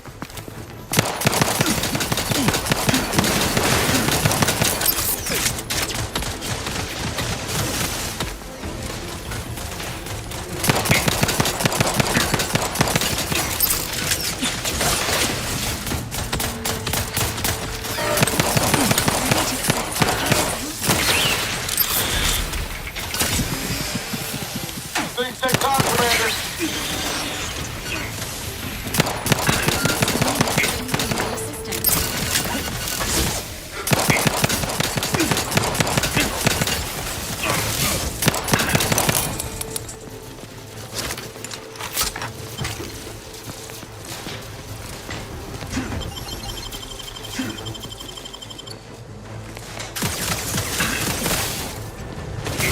Let me know when you need it. Just shoot in the thin air. Hey, got a distraction for you.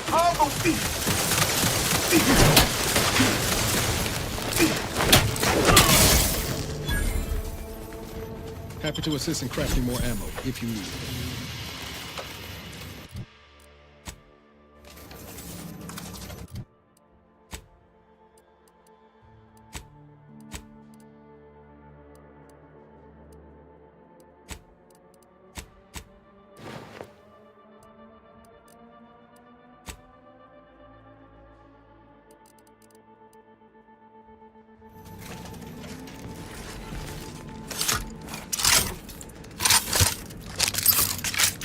Looking low on ammo there, Commander. I could help you whip something up.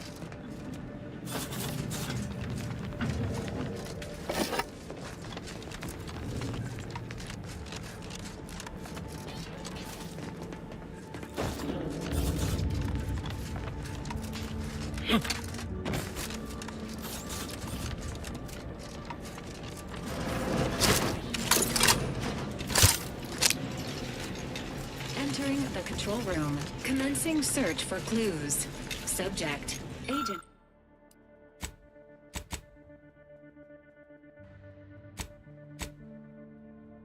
Agent DeVries.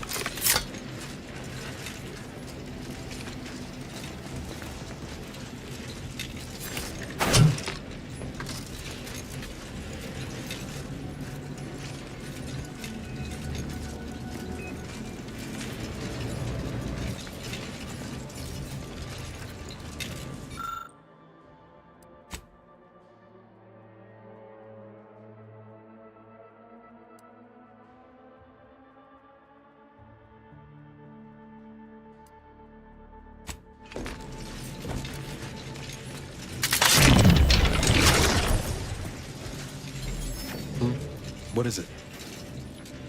I'll see what I can do.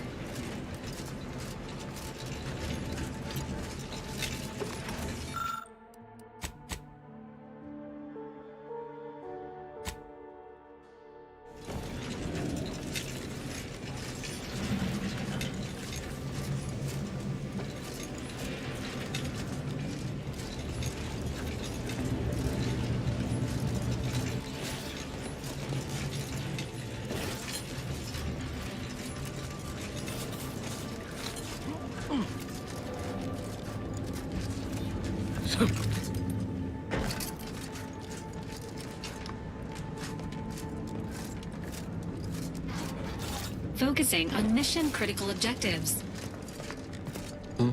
What is it? All right, but we best do this quick.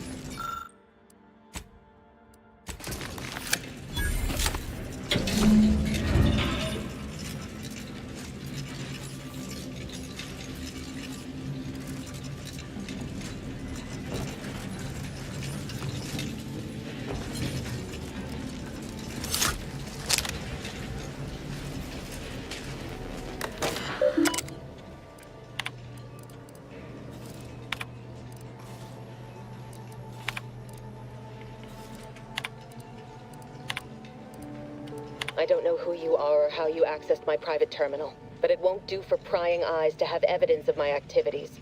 I've triggered the Vox Relay failsafe ejection routine. But worry not.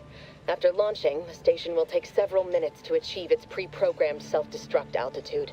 So you'll have plenty of time to enjoy the ride before your death.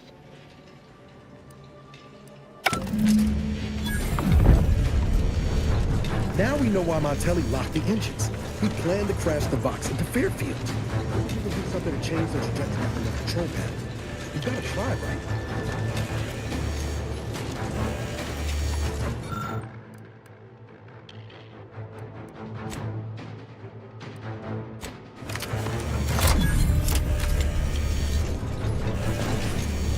Pretty sure that shaking's a bad sign.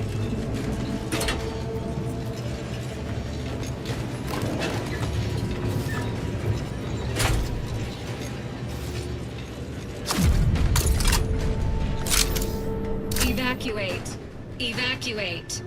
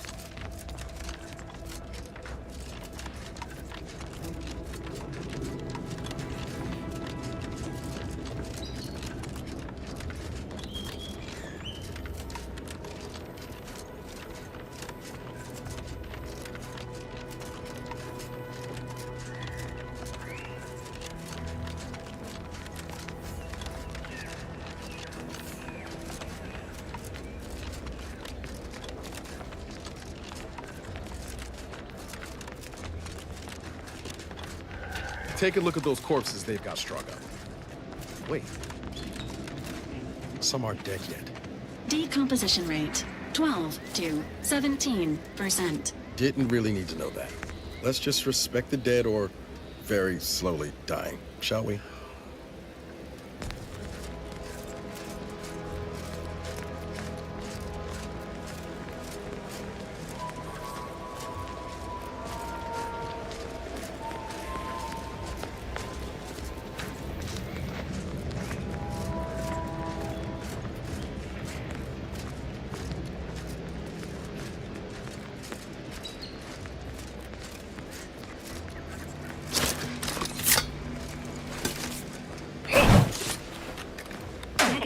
Pharmaceutical reload in progress.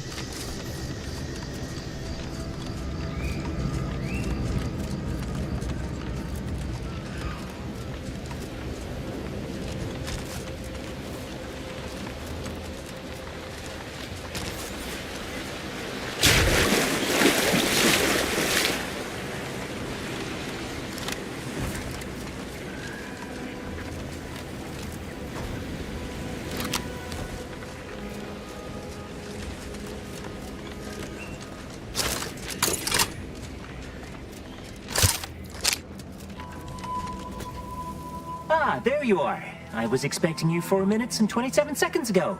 But never mind that. I have a missive for you. Highest priority. Recipient's eyes only.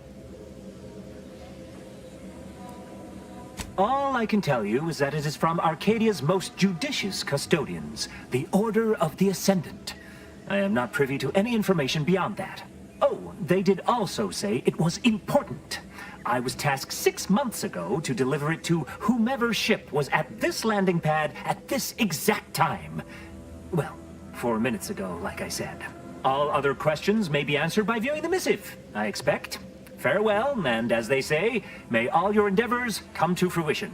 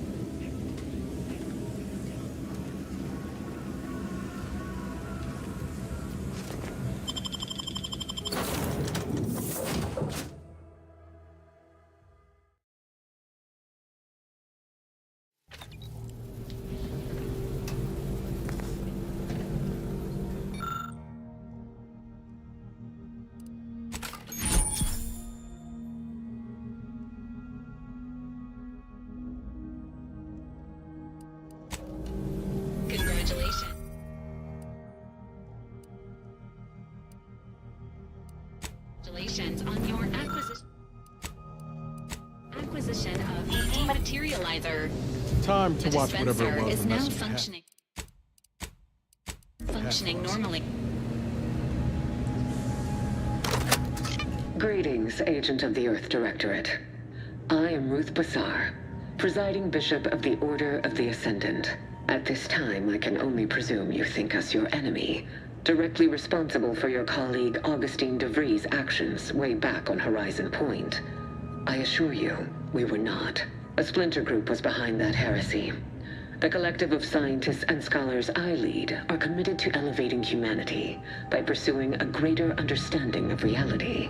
I believe our goals are not incompatible. We both oppose the Protectorate, and we both wish to preserve Arcadia from ruin. We can help each other. I entreat you to speak with Abbot Newell. He can be found in Golden Ridge at Matriarch's mercy.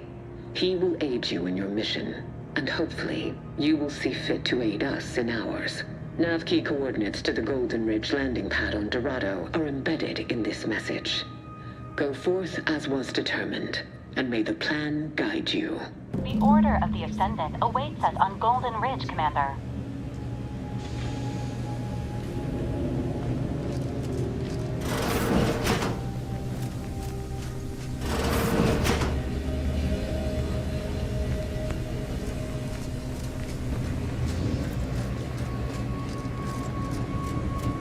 Before we take off from Paradise Island, I was kinda hoping to grab a quick word. I know I've been pushing to find de Vries, so this might seem a bit of a left turn. Avoid it. I'm just gonna ask. Got an old friend here on the island, the doctor who patched me up after Horizon Point. Ex-Protectorate, a good man. Tracked him to Westport a short time ago, but never got up the nerve to visit. Reckon we could drop by and pay him a visit? Brief one, of course. No, I mean, at least not since that time I tried mixing my own detergent, but I'm sure you don't want to hear about that. I had some bad years on my own. Now with you here being part of a team, this might sound a mite soppy, but I feel like I could be a proper agent again. That starts with writing accounts. This friend of mine, Zebulon Tran, I let him down. And I've been chewing on that live wire for a while. Too long, maybe. Much as I might love to jaw about that special interest of mine, this business with Zeb's gotta come first. After I recovered from Horizon Point, Zeb and I ran together for a spell, doing what we could to help folks in difficult spots. Fighting Protectorate tyranny in small ways. Too small for Zeb, as it turned out. He was unhappy before I showed up, and after, well, all my Directorate talk fired him up even more. I had my orders. I was to stay low, Couldn't let the Protectorate catch wind of an Earth Directorate agent in its midst. But Zeb, he kept pushing to take more extreme action. Wasn't like I didn't want to take things farther, hit the Protectorate where it hurt. But I still had my cover to think of too. I couldn't risk disrupting the mission. All the more reason the Earth Directorate needed someone in the system keeping an eye on things. Luckily, Val and I survived. I'd feel better about that commendation if things hadn't turned out as they did. We worked hard, but the Protectorate's Arbiters and Sentinels worked harder. Often than not, our help only made targets of the folks whose lives we were trying to improve. Didn't matter what we did. Arcadia was still caught under the Protectorate's boot. Yeah, that's what I keep telling myself too. Anyway, things weren't good. Zeb and I couldn't find the rhythm we had before. We were arguing every day. Eventually, cutting ties just seemed for the best. Clean like. Only later I learned Zeb hadn't given up the struggle like I assumed he would. He got to stay in mental refreshment for his trouble. That's the last I heard of him. Teresa.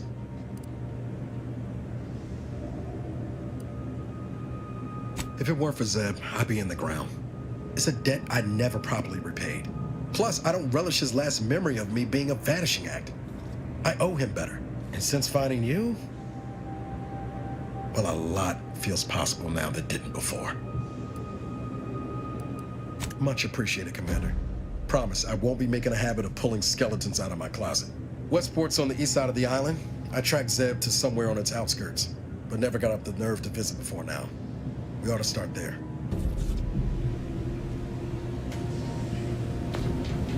Commander, the nav key coordinates supplied by the presiding bishop of the Order have been verified.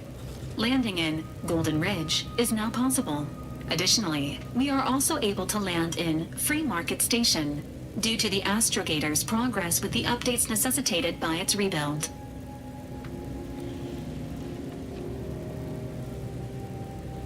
Golden Ridge is located on Dorado. It is home to the Alexandra Monastery and Matriarch's Mercy, as well as previously being a center for mining Zeranium. The Protectorate abandoned it soon after the invasion, leaving Auntie's Choice and the Order of the Ascendant to fight for control of the area and its resources. Free Market Station is an independent marketplace, the only one in the system. It is called such as it was built out of a crashed Auntie's Choice freighter by that name. Agent Ibarra frequented it occasionally after the invasion. He said it was a good place to find newfangled gadgets and stolen prototypes and whatnot. Agent Ibarra prioritized your recovery above pursuing Agent DeVries. This involved disassembling and rebuilding the Astrogator to allow the Incognito to travel to your location. As the rebuilding process progresses, old nav keys may be unlocked. Unfortunately, most of them are likely not recoverable.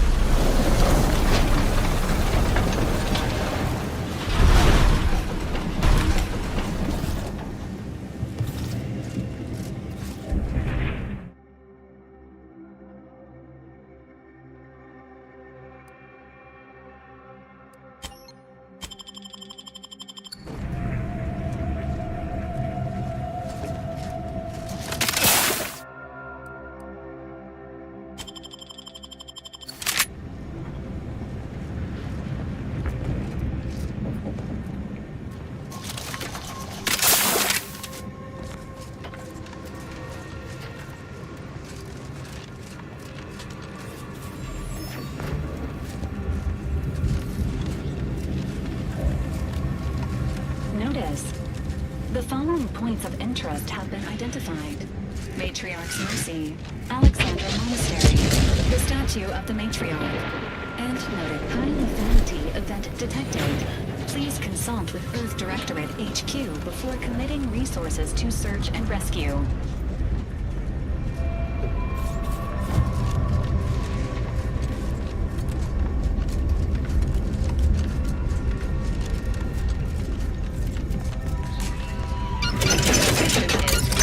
Passenger, please continue waiting quietly until the next tram arrives. This is your 2061st reminder to keep all personal Please mind items the gaps. at all times. All of them.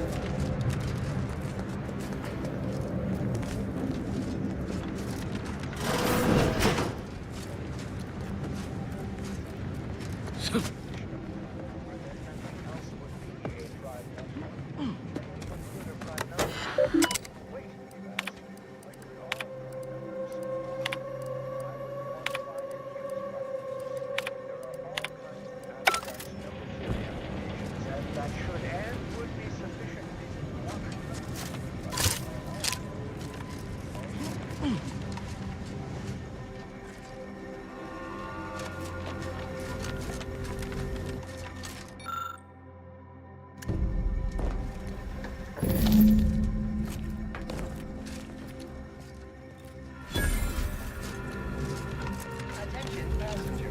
You are running 21:27 hours late for the tram. Happy to assist in crafting more ammo, if you need it.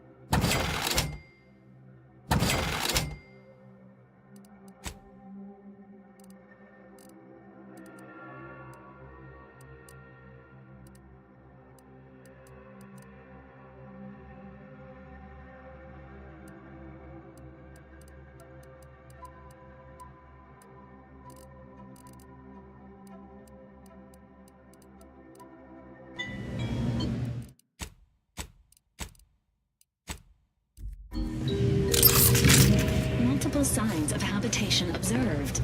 Helpful tip. Agents are advised against touching stains of questionable origin.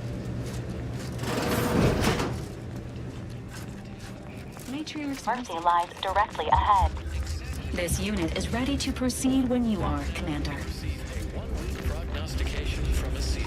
Absolutely free. You have nothing to lose and everything to gain.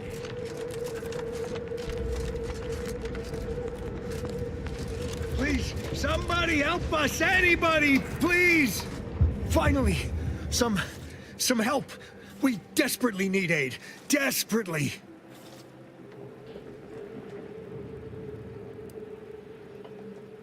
My family and I, we was making our way to the Mercy camp for us refugees.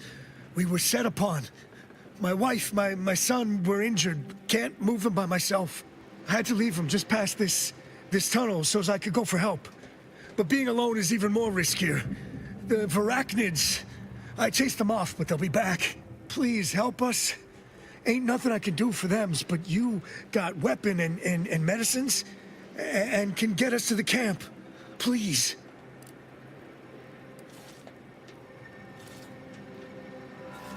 Thank you. Thank you. This way. This way.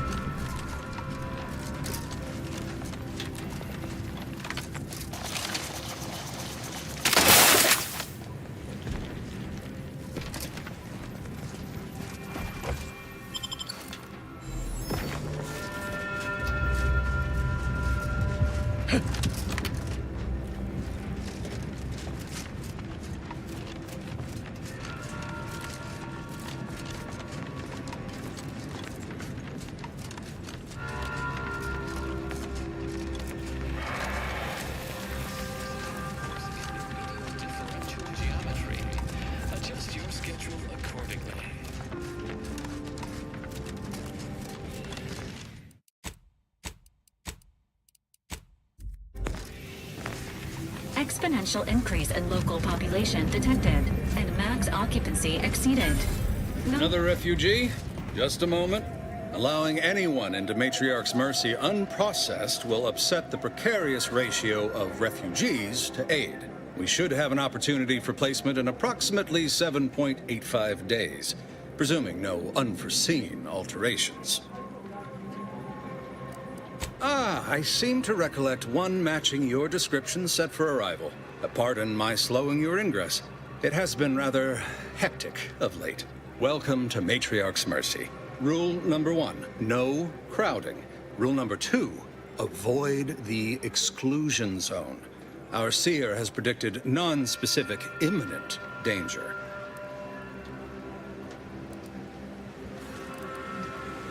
I thought the name was self-explanatory. Our seer predicted that a corner of the encampment is in terrible danger. Danger from what? Or when? Unclear. Stay away from it, and, in all probability, you won't have to find out. Our predictions spring from the universal equation, the very numbers that guide the stars. Only a fool ignores probability, and we don't suffer fools around these parts. Safety and probability are incompatible. Eventually, nowhere will be safe, including here. Not at present, but according to our predictions, the creation of a third rule is likely, if not inevitable. That's enough questions. Keep the line moving. You need anything, talk to Seer Wiley. He's in the lift building, straight through the settlement.